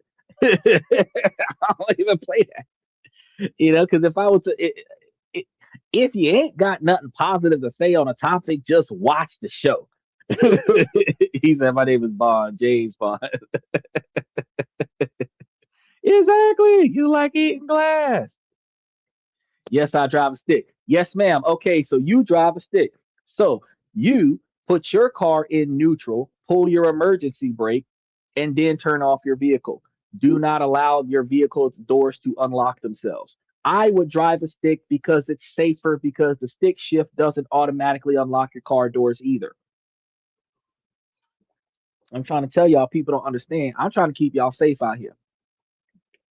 I'm trying to protect your wallets and your decision making skills. Now,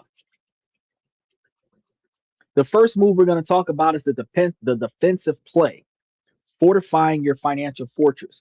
Before you even think about offense, you need an unbreakable defense. See what Peyton Manning had, what Tom Brady had. What was that? The Patriots offensive line. What they had was a half-ass decent defense. In the world of rising prices and shaky markets, cash is not trash the way Tesla is. Cash is your shield. So the first and most critical move is to radically reinforce your financial foundation. First, debt neutralization. High interest debt, especially on credit cards. I told you this before. It's a monster that gets stronger with inflation. If inflation is 4%, your credit card rate is 22%, you're losing 26% on every dollar that balance holds. So it's going to be like trying to swim up a waterfall. Before you invest a dime, get ruthless about wiping out that debt. The geopolitical uncertainty makes this urgent. Central banks might keep interest rates high to fight these price shocks, meaning the interest rate cuts that happen in December are not going to benefit you as much right now during the chaos. And your vulnerable variable rates for debt could get even more expensive because a variable rate credit card allows them to modify the interest rates at their discretion without advance knowledge to you. You just so happen to roll over your bank statement and now have more shit to pay than what you thought. Like Michael said, cash is king. So forget fancy investments. Paying off a 22% credit card is a guaranteed 22% return. Second, your emergency fund, reinforcements. You've heard 3 to 6 months of living expenses. I tell you, 12 to 18 months. In an environment like this one, you need to rethink what living expenses means. We just saw how the family's budget was slightly and silently eaten up by over $100 a month. We just seen the shutdown that just happened in January that's still negatively impacting TSA agents in March. Your emergency fund needs to be based on tomorrow's prices, not yesterday's. So you want to look at your budget and add a 10 to 15% instability buffer and make that your new 6 month target, or as I tell you, 12 to 18-month target.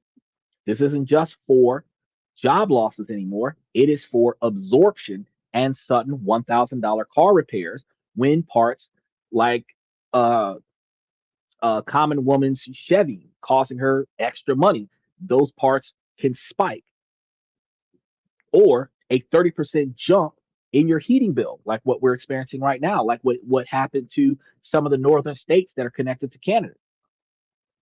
This fund is what lets you ignore market dips and make smart decisions instead of panic selling.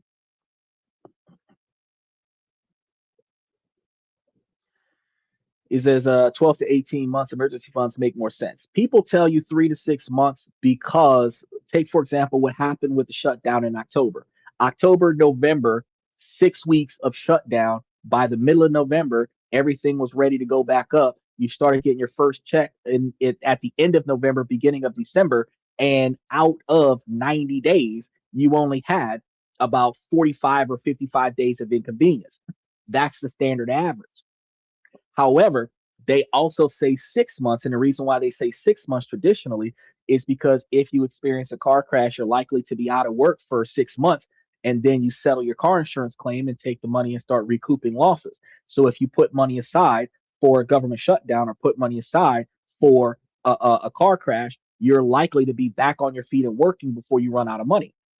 However, I am saying 12 to 18 months. And the reason why I'm saying 12 to 18 months is because if you're going to be pandemic ready, when we was out of work for a whole year and then we had 6 more months worth of recovery after that, and we're talking about people losing their jobs right now in tech companies and spending God knows how long trying to find another job, and you're being replaced by machines. So it's not like you can go to the competitor because the competitor was fully staffed. Now is not the time to say, oh, I could find me a job in 6 months. Now is the time to say, I might not have a job for a year and a half. So it is better for you to put 18 months aside to give you 2 months to get your head back right, 1 month to rest, and then the rest of the time to figure out where the fuck you're going to work.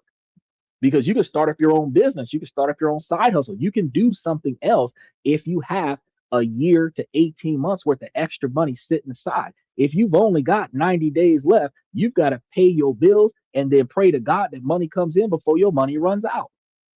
And you can't have a catastrophe and be unemployed at the same time. That's going to eat up your money even faster. So if you was out of work for 3 months and then your car broke down and that's going to cost you $2,500 for a transmission, that's a month and a half worth of income that's gone. If you only had 3 months of money there, $15,000, and you just use $5,000 on a transmission, if your standard of living is $5,000 a month, that was 1 month worth of money just to fix the car so you can take your ass back to work. That's 12 to 18 months makes more sense to me.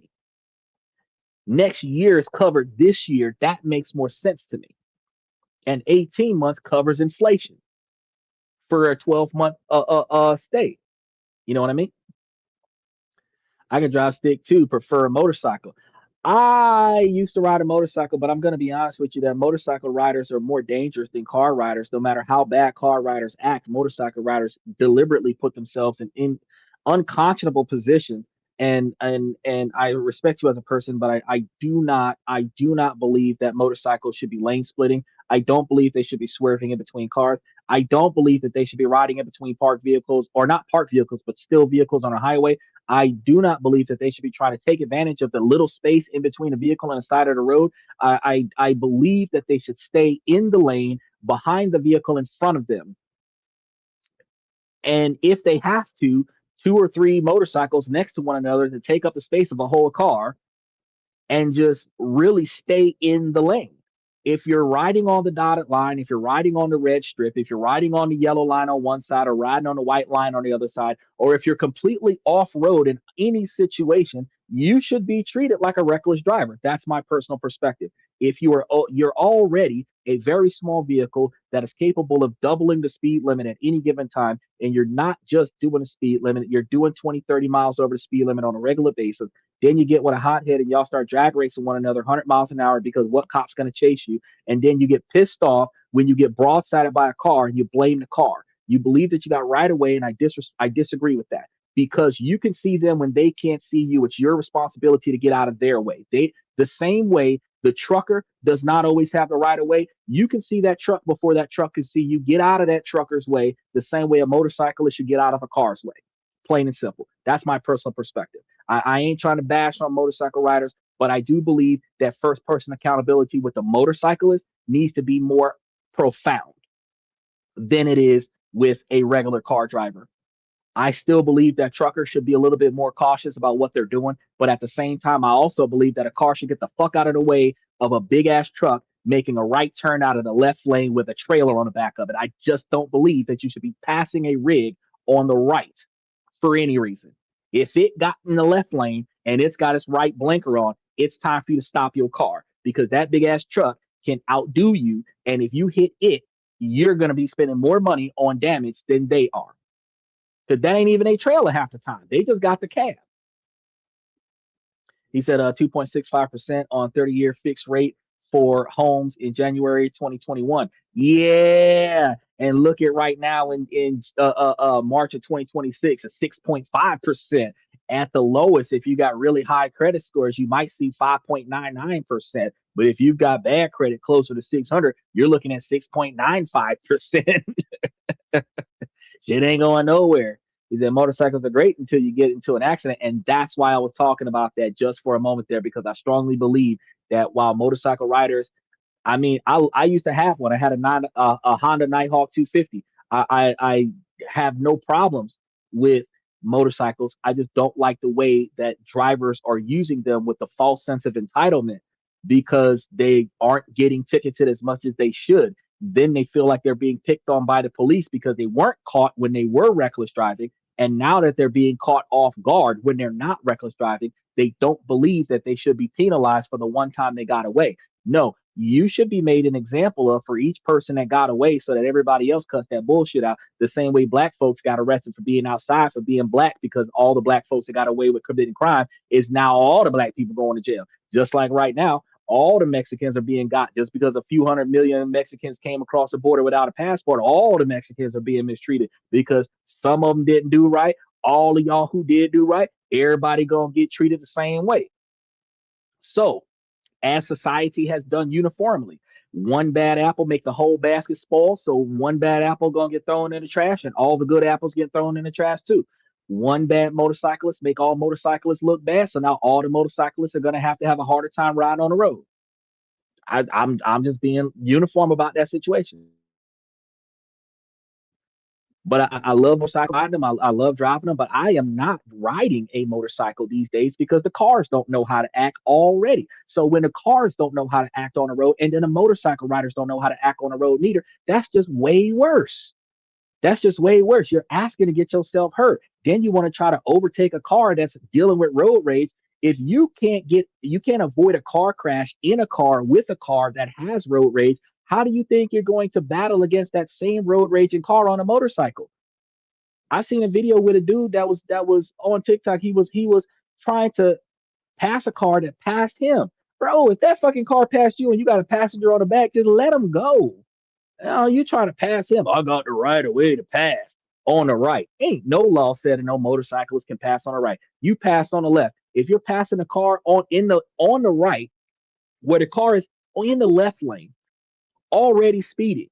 He passed you. So that means that he's already going faster than the speed limit. You are going to go faster than that and pass him on the right side. And all the motorcyclists were in that comment section like, oh, yeah, the motorcyclists didn't do anything wrong. Fuck that.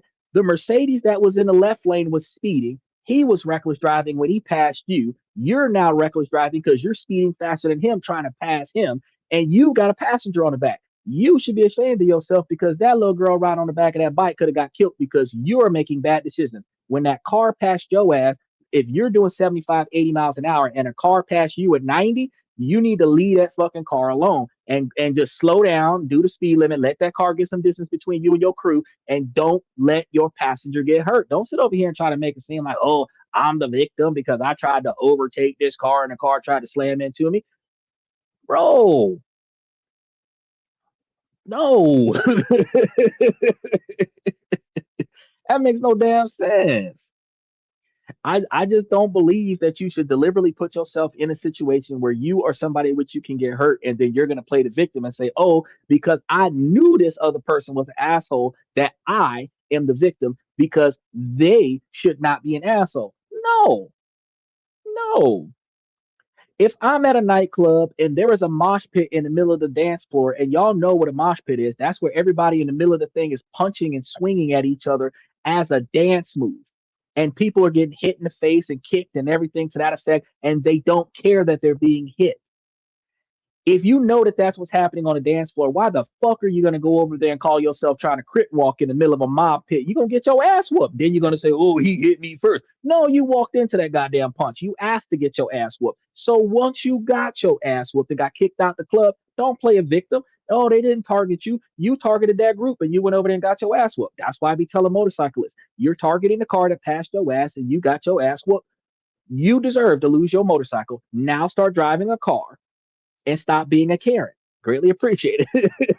That's my public service announcements about bikers. Now I know that some bikers are not going to like hearing that, but I'm just going to be real with you.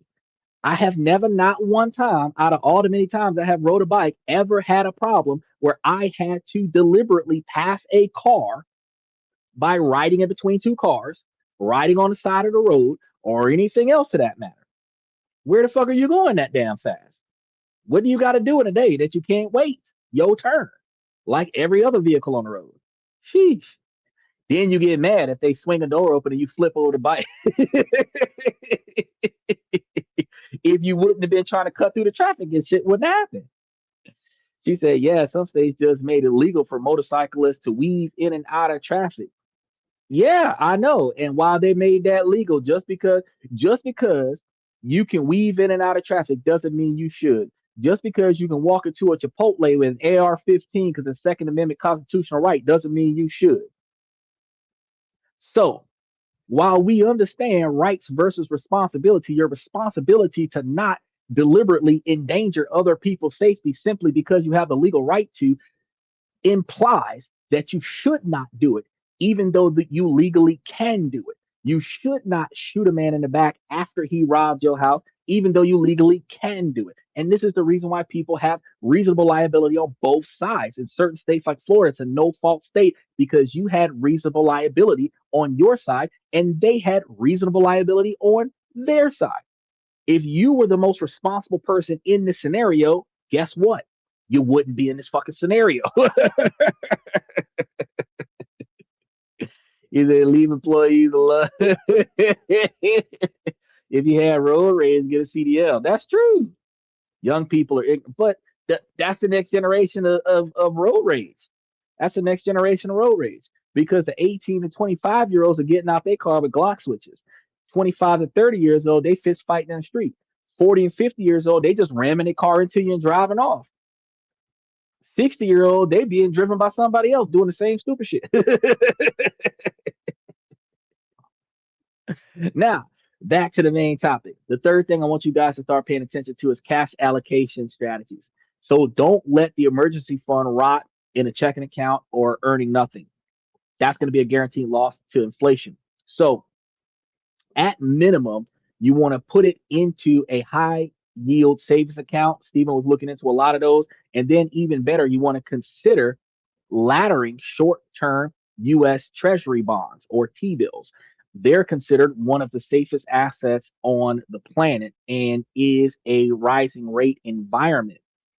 Or it's in a rising rate environment. So it's very good to utilize. Their interest rates are not as high as the 18% interest rates that I'd be telling you about with the real estate investment trust, but typically around 4 to 5% interest is still pretty good if you're staggering them. Like I told you guys before, if you're having either 30-day or 90-day or 1 year um, scenarios where you put like $5,000 up for 12 months and you set up one of those to expire every 30 days, where next year, every month you have one maturing where you can either add it all back in or take some out and add up something else. And you're always benefiting from every month being able to get some money from last year's return. That's one of the best ways to go about getting it done.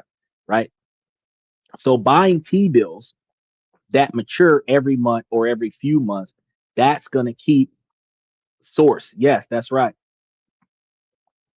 Uh, That's going to keep your money accessible while earning real returns over time, turning your defense into a productive asset. So instead of just leaving 25 or $30,000 sitting in a bank account, you can have that $30,000 in like 2,500 or $5,000 per month installment scenarios in revolving T bills with the government, which will help you out. Oh, okay. So he's one of those Jesus loves you guys. Now move number two, the inflation hedge anticipation. Do not react.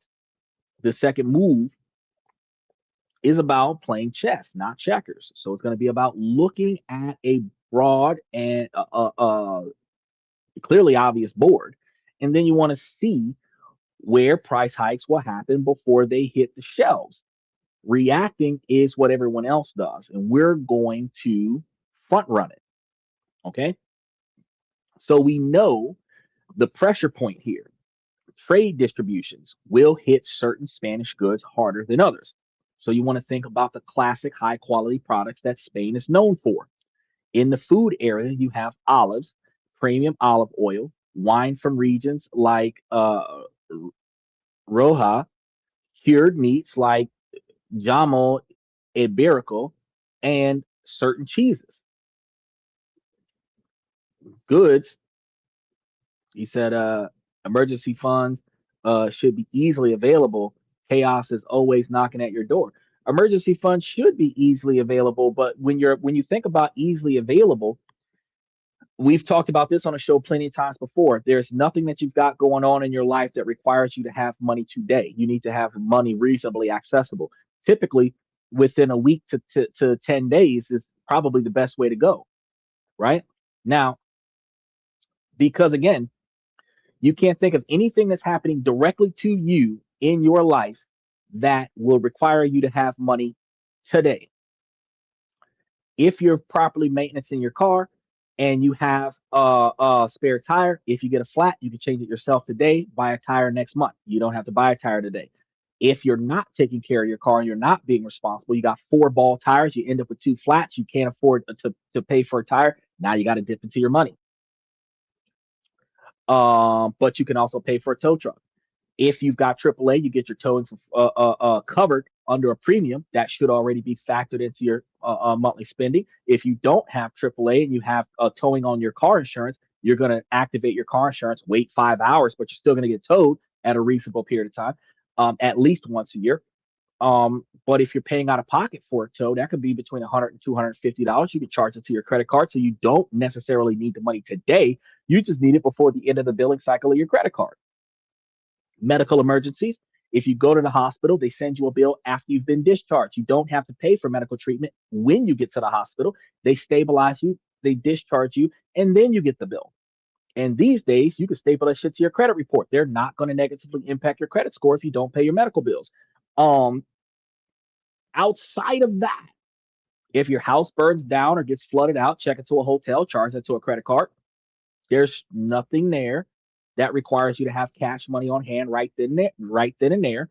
If your money's sitting in a bank account instead of sitting in a safe in your house and there's a power outage in your entire city, you can't spend your credit or debit cards anyway. So if you don't have $5,000 worth of cash in the safe in your house, you don't have any cash to buy anything anyway. But if you already got a full tank of gas, until the power comes back, you've got at least a couple days worth of, if not a couple weeks worth of gas in your vehicle because who's going to work if there's no power?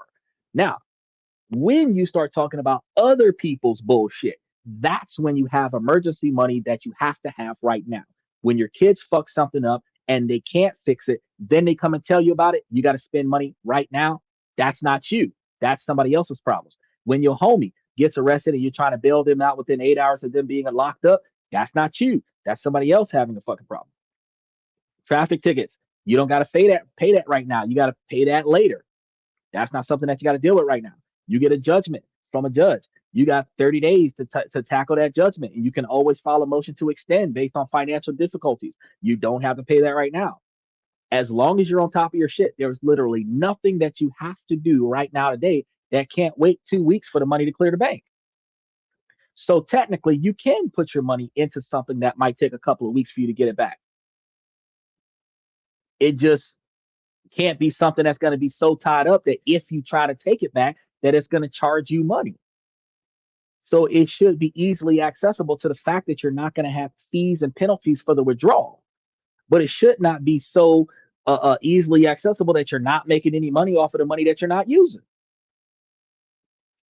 Because to keep building your emergency fund as you build your assets. That's right. And you want to build multiple areas You don't want to build multiple areas. Oh no, you want to build multiple areas of revenue so that you have a lot of money coming in from a lot of different places at a lot of different times, so that you're not getting paid once a month. If you could set it up where money's coming to you twice a month or every week, if you don't have any money next week, you've got money coming in next week so that you can go ahead and take care of what you got to take care of so that you don't got to start tapping into none of your resources, right? Don't buy one tire, buy two. I mean, yeah, you're right. You should buy a full set of tires. You when you get a flat, you should change your spare. And then when you change your spare, change the worst tire on your car. You should always buy at least two. That way you have the second worst tire in your car is the spare. Your best tire on your car used to be your spare. Your second best tire on the car is the tire that you just bought. And then you got two moderate tires on the car as well. And if you put the tires with the best tread on the drivetrain, front wheel drive, front wheel tires, rear wheel tires. If you put the best traction tires on the drivetrain, you don't have to worry about slipping. You don't have to worry about losing control of your vehicle or wasting a lot of gas and fuel on sliding and skidding and everything to that effect, which reduces accidents. People don't think about that either. The Spanish government better send a gift basket with olive oil, home, and vines to Pudas. Bro, if they send a gift basket from Spain, we're going to get hit with tariffs. It's crazy. Now, let's talk about these goods that we want to pay attention to. High quality ceramic tiles. When we start talking about travel, the cost of a trip to Spain could rise due to currency swings or just bad blood between the two countries. So, how do you hedge this? First, strategic substitution and stockpiling. If you use a lot of Spanish olive oil, now's the time to find a Californian or Italian alternative that you like just as much. Or if you love your spinach brands, consider buying in bulk now before tariffs hit. It's also best to buy enough in bulk that can be used. You don't want to buy it and then it goes bad before you get a chance to use it, right? Now, a few large tins in the pantry might seem silly, but if a 25% tariff lands, you've just locked in a 25% savings until you have to restock. This works for any non perishable goods that you use that fall into these at risk categories. He says, finance is like a jacket, it should have lots of pockets. You're right. But finance is also like a wardrobe. You should have more than one jacket. Just in case one doesn't work, you got another one. Second thing is you want to budget and reallocate. Treat your budget like a dynamic war plan. If you know that dining out and imported goods are going to get more expensive, proactively decide where you can cut back to cover that. By making the choice now, you stay in control. You're not forced into a tough spot later when the money is already gone. You're already prepared for this. Preventative maintenance. Third, broader commodity exposure. If you have a little speculative capital, you can think bigger. The theme of this conflict is energy inflation. While buying oil futures is too complex for most people, you can get exposure through simple exchange trade funds, ETFs. There are ETFs that track broad commodities or specifically the entire sector, the entire energy sector. So investing a small slice of your portfolio between 1 and 3% in energy ETFs can act as a direct hedge. So if your gas and utility bills go up, the value of your energy ETFs should also rise, helping to offset your higher costs. It's an advanced move, but it illustrates the principle. Find an asset that benefits from the very thing that's going to cost you money and invest in it. Move number three, offensive plays, the graphic and digital arbitrage.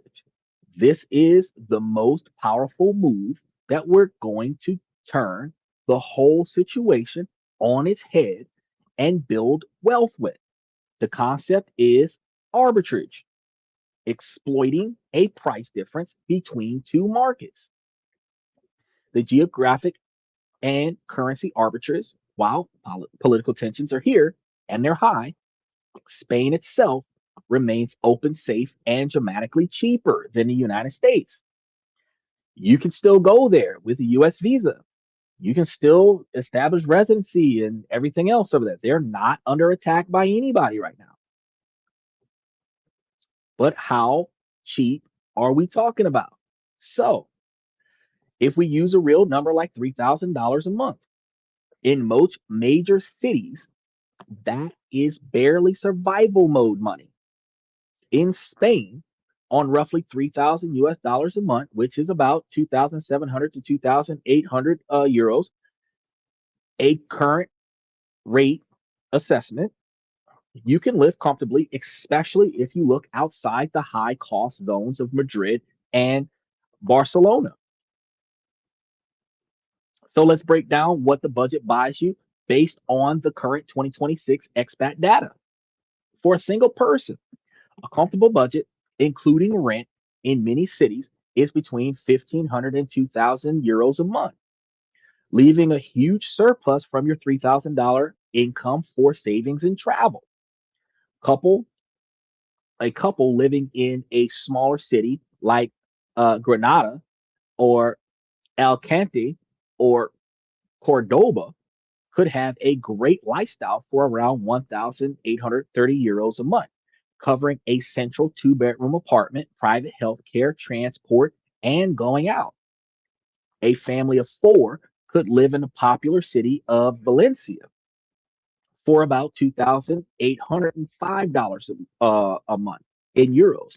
And even in Madrid, a family could manage on 3,000 to 3,500 euros. Though it's a little tighter, it's still doable. He said, what's that old saying?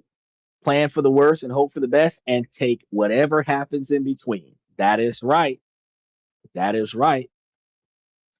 So, with a monthly income of about 2,700 euros, you can live very comfortably as a solo person or a couple in fantastic secondary cities like Valencia, Seville, or Cordoba.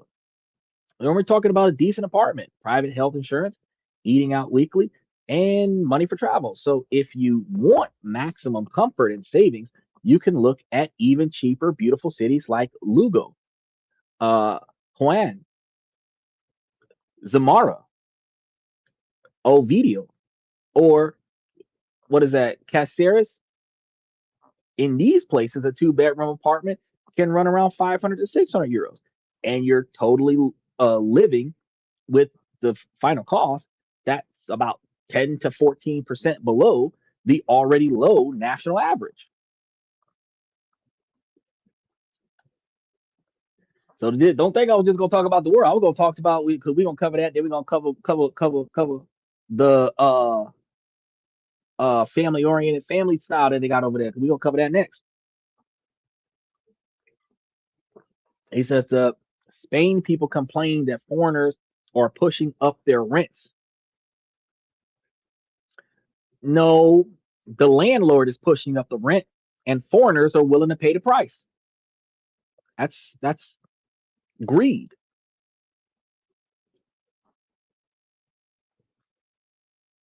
Is that I thought Spain had universal health care.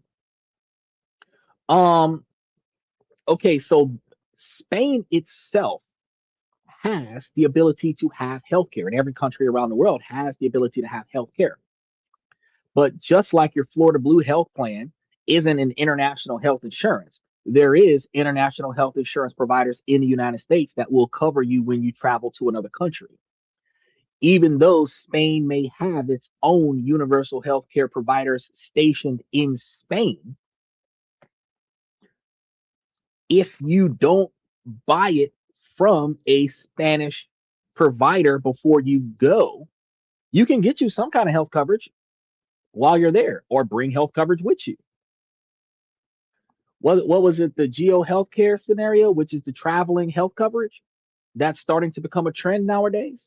along with the geotourism and the geo camping, where they are now turning a 3-story spa resort in the jungle into a camping facility. That's not camping. Camping is fucking tents from Home Depot in your backyard kind of shit. Camping is like, you know, a group tent from Lowe's that you put out in the woods somewhere. It's not a resort with spas and massages and towels, but that's what the wealthy people are calling camping nowadays. We're gonna go camping in the mountains, in the Everglades, which it's a big ass resort, a members only resort. $1,500 a month, or no, $1,500 a night for you to fly out there and have somebody rub your feet and rub your back, and you stay inside and you call that camping. These folks is tripping right now, but you can get healthcare from anywhere. Now, here's the arbitrage.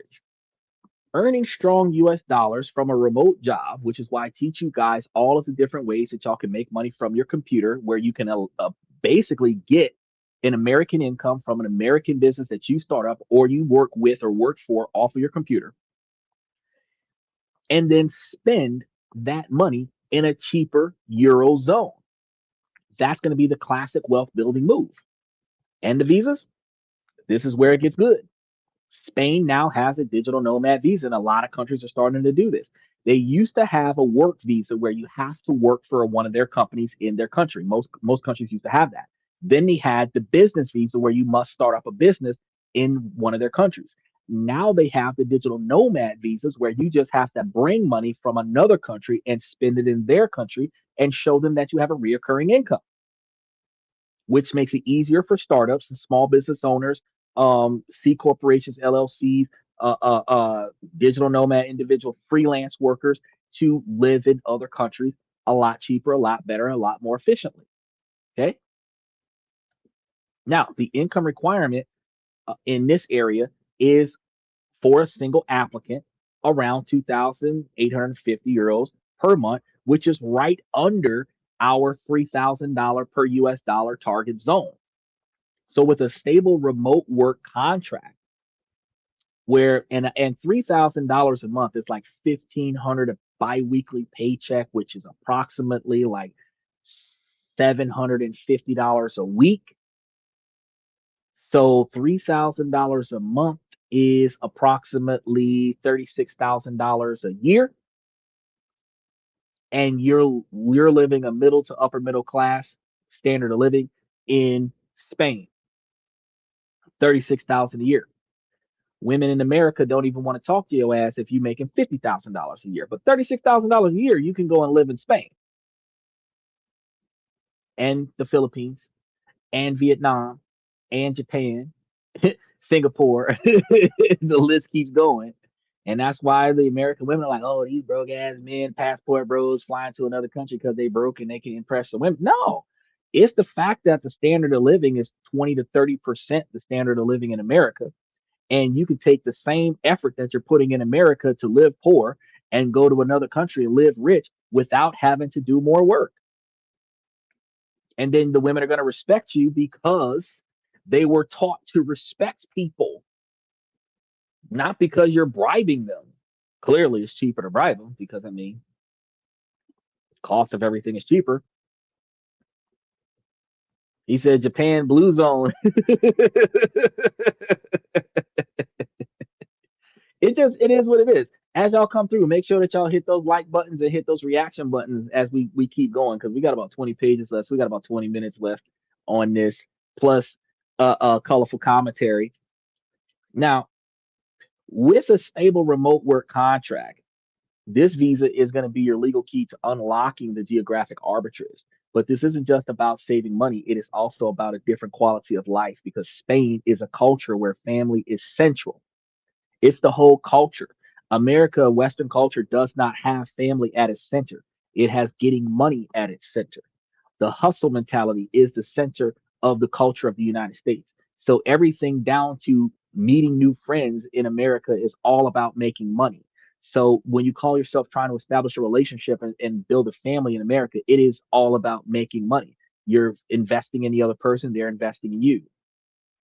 right? Somebody's spending money somewhere, and the output expectation is that I'm going to benefit from this financially in the long run, right?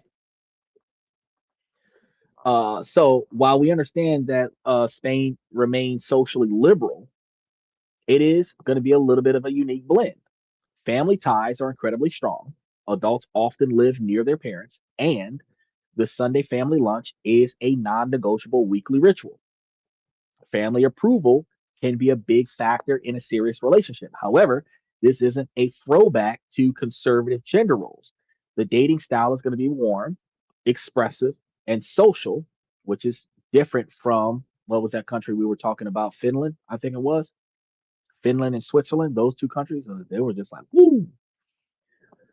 Now, the people blend modern views on gender equality and cohabitation with a deep loyalty to family tradition here in Spain. So, if you're looking for that kind of family mindedness, culture, and a calmer lifestyle, the key is to favor mid sized, less tourist driven cities like Valencia, Seville, or Oviedo over the international party hubs like Barcelona and uh, Ibiza.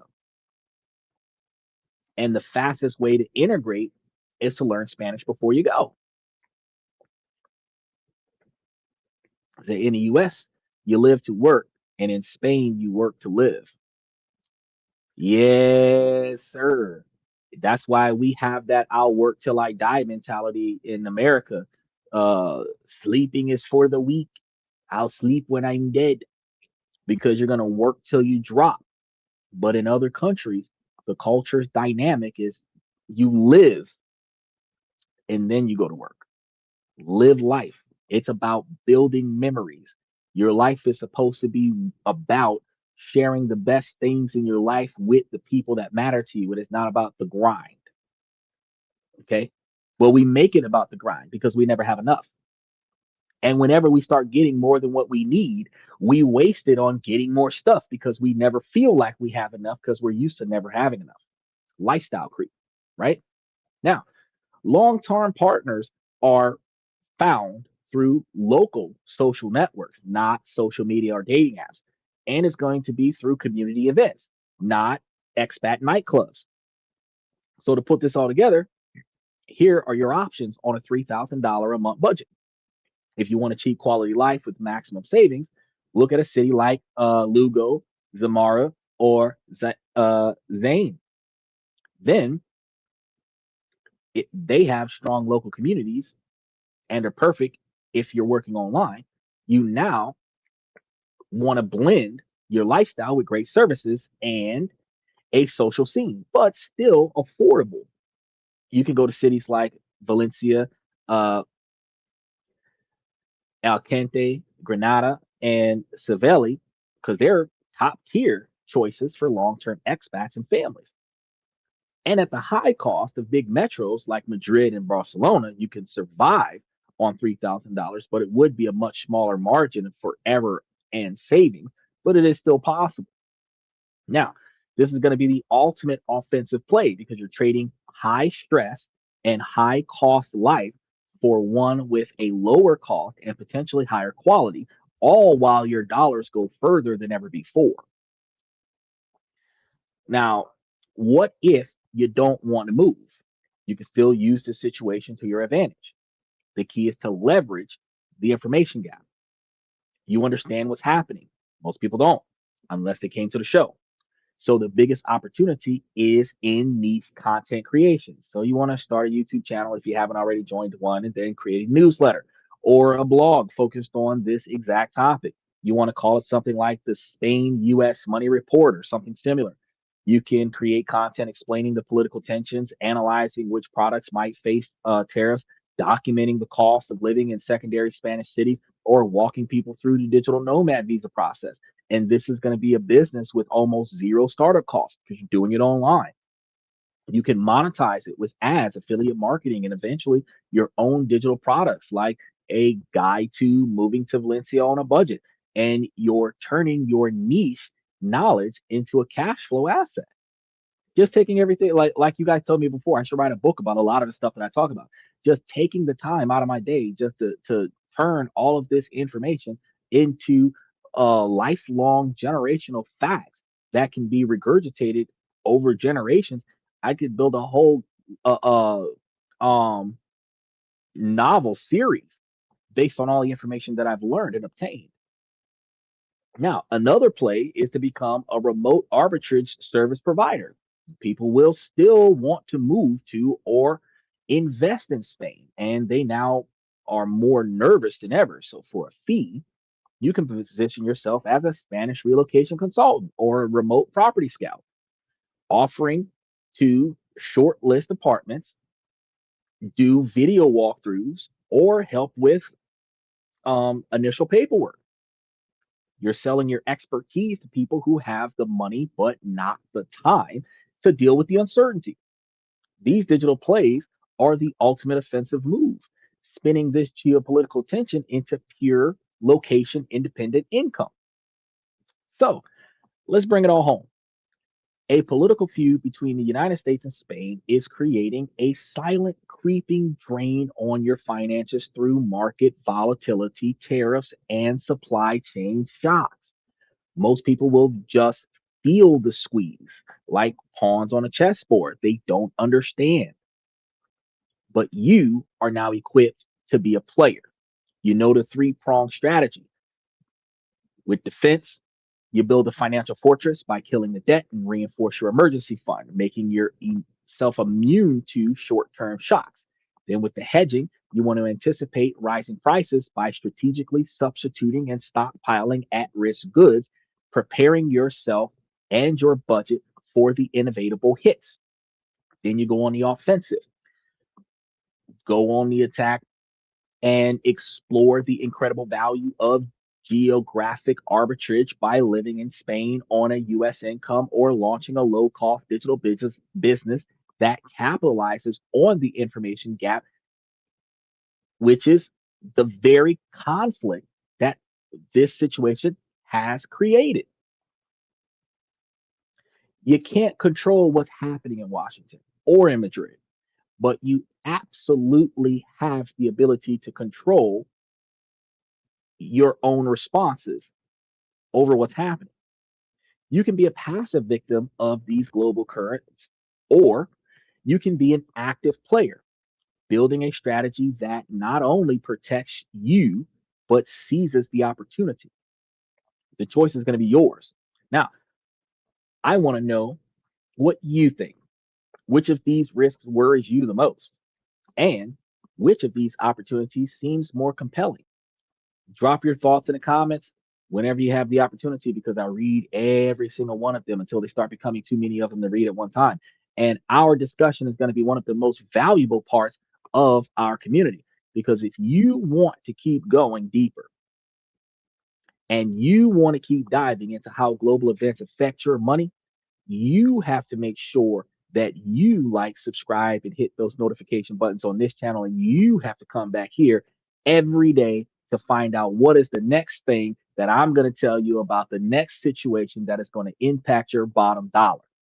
He says, had a cousin retire from the military and moved to the Philippines and got married, they treated him like king. Yeah, because you can go to the Philippines and you can find a woman that's willing to dedicate herself to a man for 15 to 20 years before she gives up on him, where a woman in America would give up on a man within 30 days just because he's not spending enough money on her. You have the women in the Philippines that's willing to take care of the man, the man's parents, and the man's children just because he's willing to take care of her and her family, where a man in America can take care of the girl and all of her friends and the woman still wants more. The value of a man goes further in the Philippines than the value of a man in America.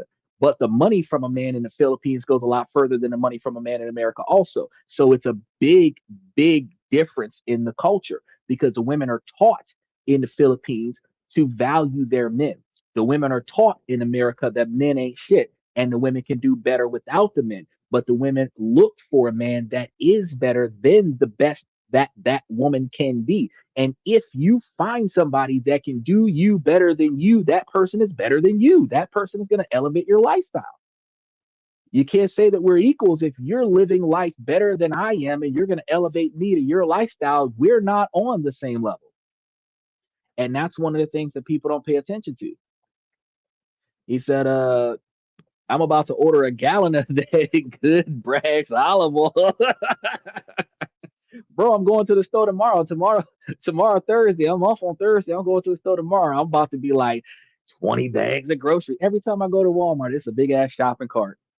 The one thing I really want to do, and I haven't been able to do it yet, I am trying to find a reasonably positionable cart so that I can. It's going to be like a little wagon, so that I can tie it to the dog and walk through the store where the dog is carrying the shopping cart. That's what I'm looking for. I want to like put a harness on him and everything like that, and just carry him to the store. But usually the ones that they give us are not ones that are able to be assembled from the car. But when I find one that can, like one that's fold down, stick it in the trunk kind of thing, or fold down, stick it in the back seat kind of thing, and then I can like take it with me to Walmart, I guarantee you I'm gonna go viral because I'm gonna go to the store. He's gonna drag the cart. Yeah, that's right. You're gonna drag the cart, and then I'm I'm gonna fill the cart with groceries and take them to the register and make them be still while I load the groceries onto the thing. And I'm gonna add icing on the cake because as we walk, I'm gonna yell "mush, Simba, mush,"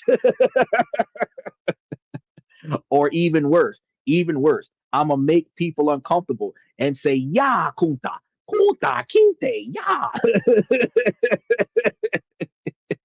Have everybody looking at me like Uncle Ruckus.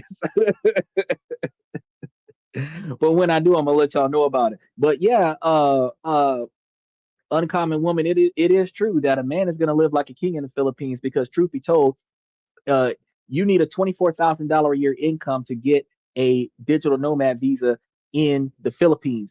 If you find a way to get to the Philippines with a $65,000 a year income, you are able to take care of three families in the Philippines. So a man can have a polygamy lifestyle in the Philippines where he has two girlfriends or three girlfriends, as long as he's taking care of their families, they don't care. As long as everybody's taken care of, they don't care. He'll have like three baby mamas all living in the same house with him, and they don't care. In America, they'd be fighting over him, but they don't care. So yeah, you got to look at that. She said it's called a wagon. I know what it's supposed to be called, but if you look up an actual wagon, what they're going to have is that big ass long rectangle looking wagon that doesn't have it, and it's got four wheels on it, and it's the wagon that we could pull the dog in. Then the other wagon that they list online is the baby carriage that you shove the dog in. I'm not talking about either one of those. It is literally supposed to be a two-wheel chariot style cart that has a basket in it, and you put it on the dog the way you used to put it on the horse for the Roman Colosseum when they were chasing each other around the thing with spears and shields and stuff. That's what I'm looking for. I'm not really looking for a cart. I'm looking for a chariot with a grocery basket on it. That's what I'm looking for. A two-wheel chariot with a grocery basket on it so that I can take my dog to the store and go shopping with him. Now you're like, oh, that's what it. Because really, if you look up wagon, you're not going to see a two-wheel wagon. You look up wagon, you're going to see a four-wheel wagon. You look up dog wagon, you're going to see a four-wheel wagon that is the size of a car. You're not going to see one that like you might see like 10-year-olds sitting in it with the dog on the. That's not what we're talking about. You see what I'm saying? So it's the marketing name for it is not a wagon, but yes, we're technically looking for a wagon. Quantum Tech. Okay, I'll look up that one and see what's going on with it because um we haven't covered Quantum Tech yet. From dog wagon to Quantum Tech. I'll look up Quantum Tech after the show because we're about to wrap things up now. We've covered all the information for Spain for today. And we have to get everything situated for tomorrow. And I got to kind of catch up with things because there was so much stuff I was supposed to do for y'all, and I haven't done a lot of it because I actually, before doing everything I had to do for the show, I had a 30-page document I had to create separate from this. So I'm playing catch up right now. So what I'm going to do, I'm going to wrap the show up by saying, ladies, as long as the situation doesn't make sense, I'm going to keep asking you ladies to make it make sense. So ladies, please make it make sense. Y'all, I'm going to be here tomorrow. I want y'all to make sure, fellas, I give y'all this information to make y'all higher value men. So y'all have to prioritize the things in your life that you can control and proactively make those changes so that y'all can benefit from them and then navigate around the things that you can't control. Ladies, while this is a male driven podcast from the male's perspective, you too can take all the information that I'm giving y'all and use it to make yourselves higher value women. You just have to figure out where you want to be at in 20 years and start building your 20-year plan. Reverse engineer it back to what you can do at step one and start tackling things day by day. And keep your eyes and ears open for a potential suitor that has the mentality, the drive, and the ambition to aid you in your capabilities of meeting your 20-year plan, because that's the best partner for you. Instead of paying attention to what he's doing with his wallet, you need to pay attention to what he's doing with his skill set, his mindset, and his futuristic dreams and goals, ambitions, and drive. Because two people can get there faster than one person. Two people at 30 to 40,000 a year can make themselves millionaires in 10 years. You just got to be fiscally responsible about it. Okay.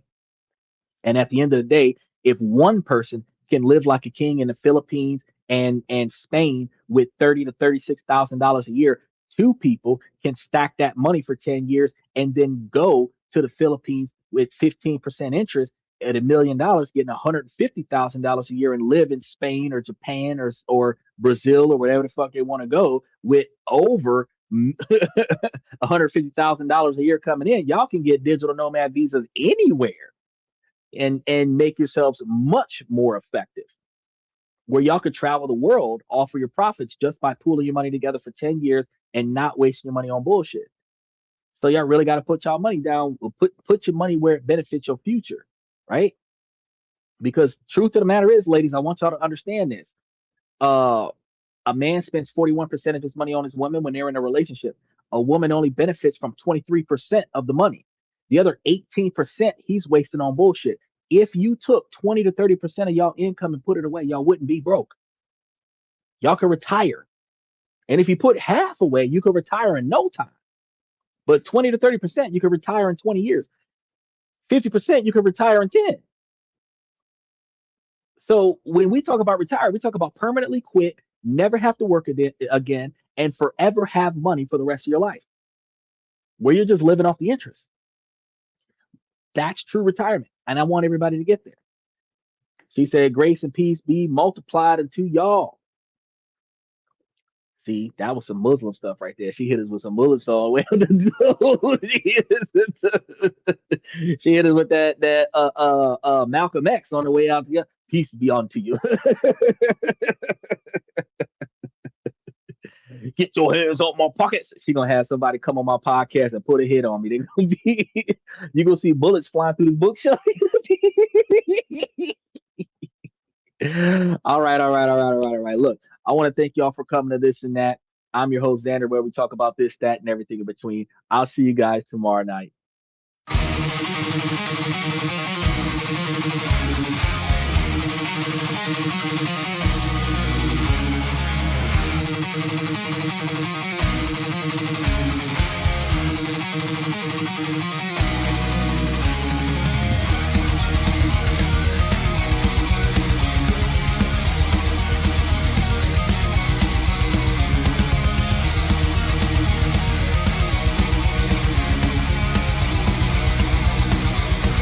Higher ground.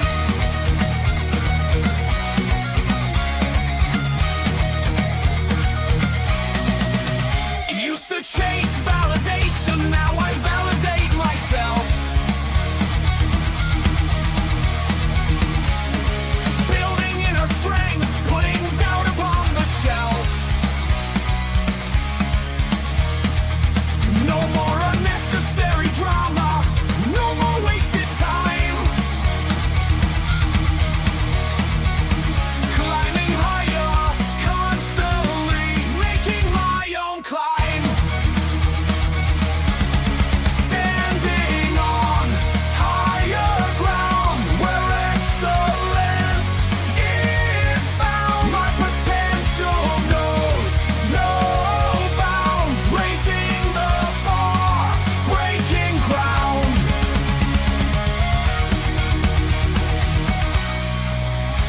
My network is my net worth. Choose your company wise.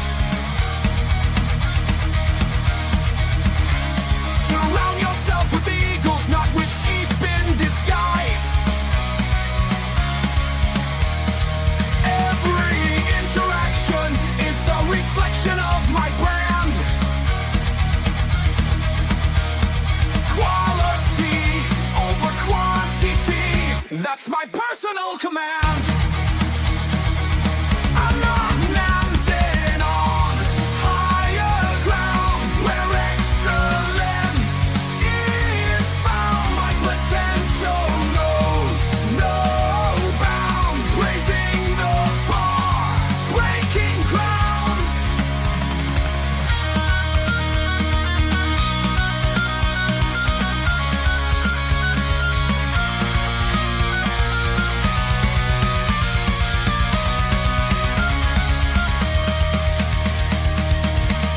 I'm not just living, I'm manifesting my vision, cutting through limitations with surgical precision.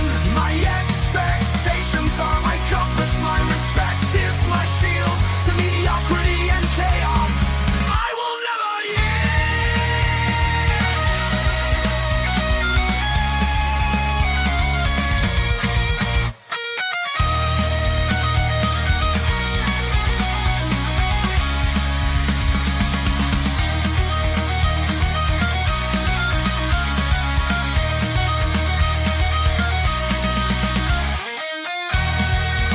I'm not just living, I'm manifesting my vision, cutting through limitations with surgical precision. My expectations are my compass, my respect is my shield to mediocrity and chaos. I will never yield.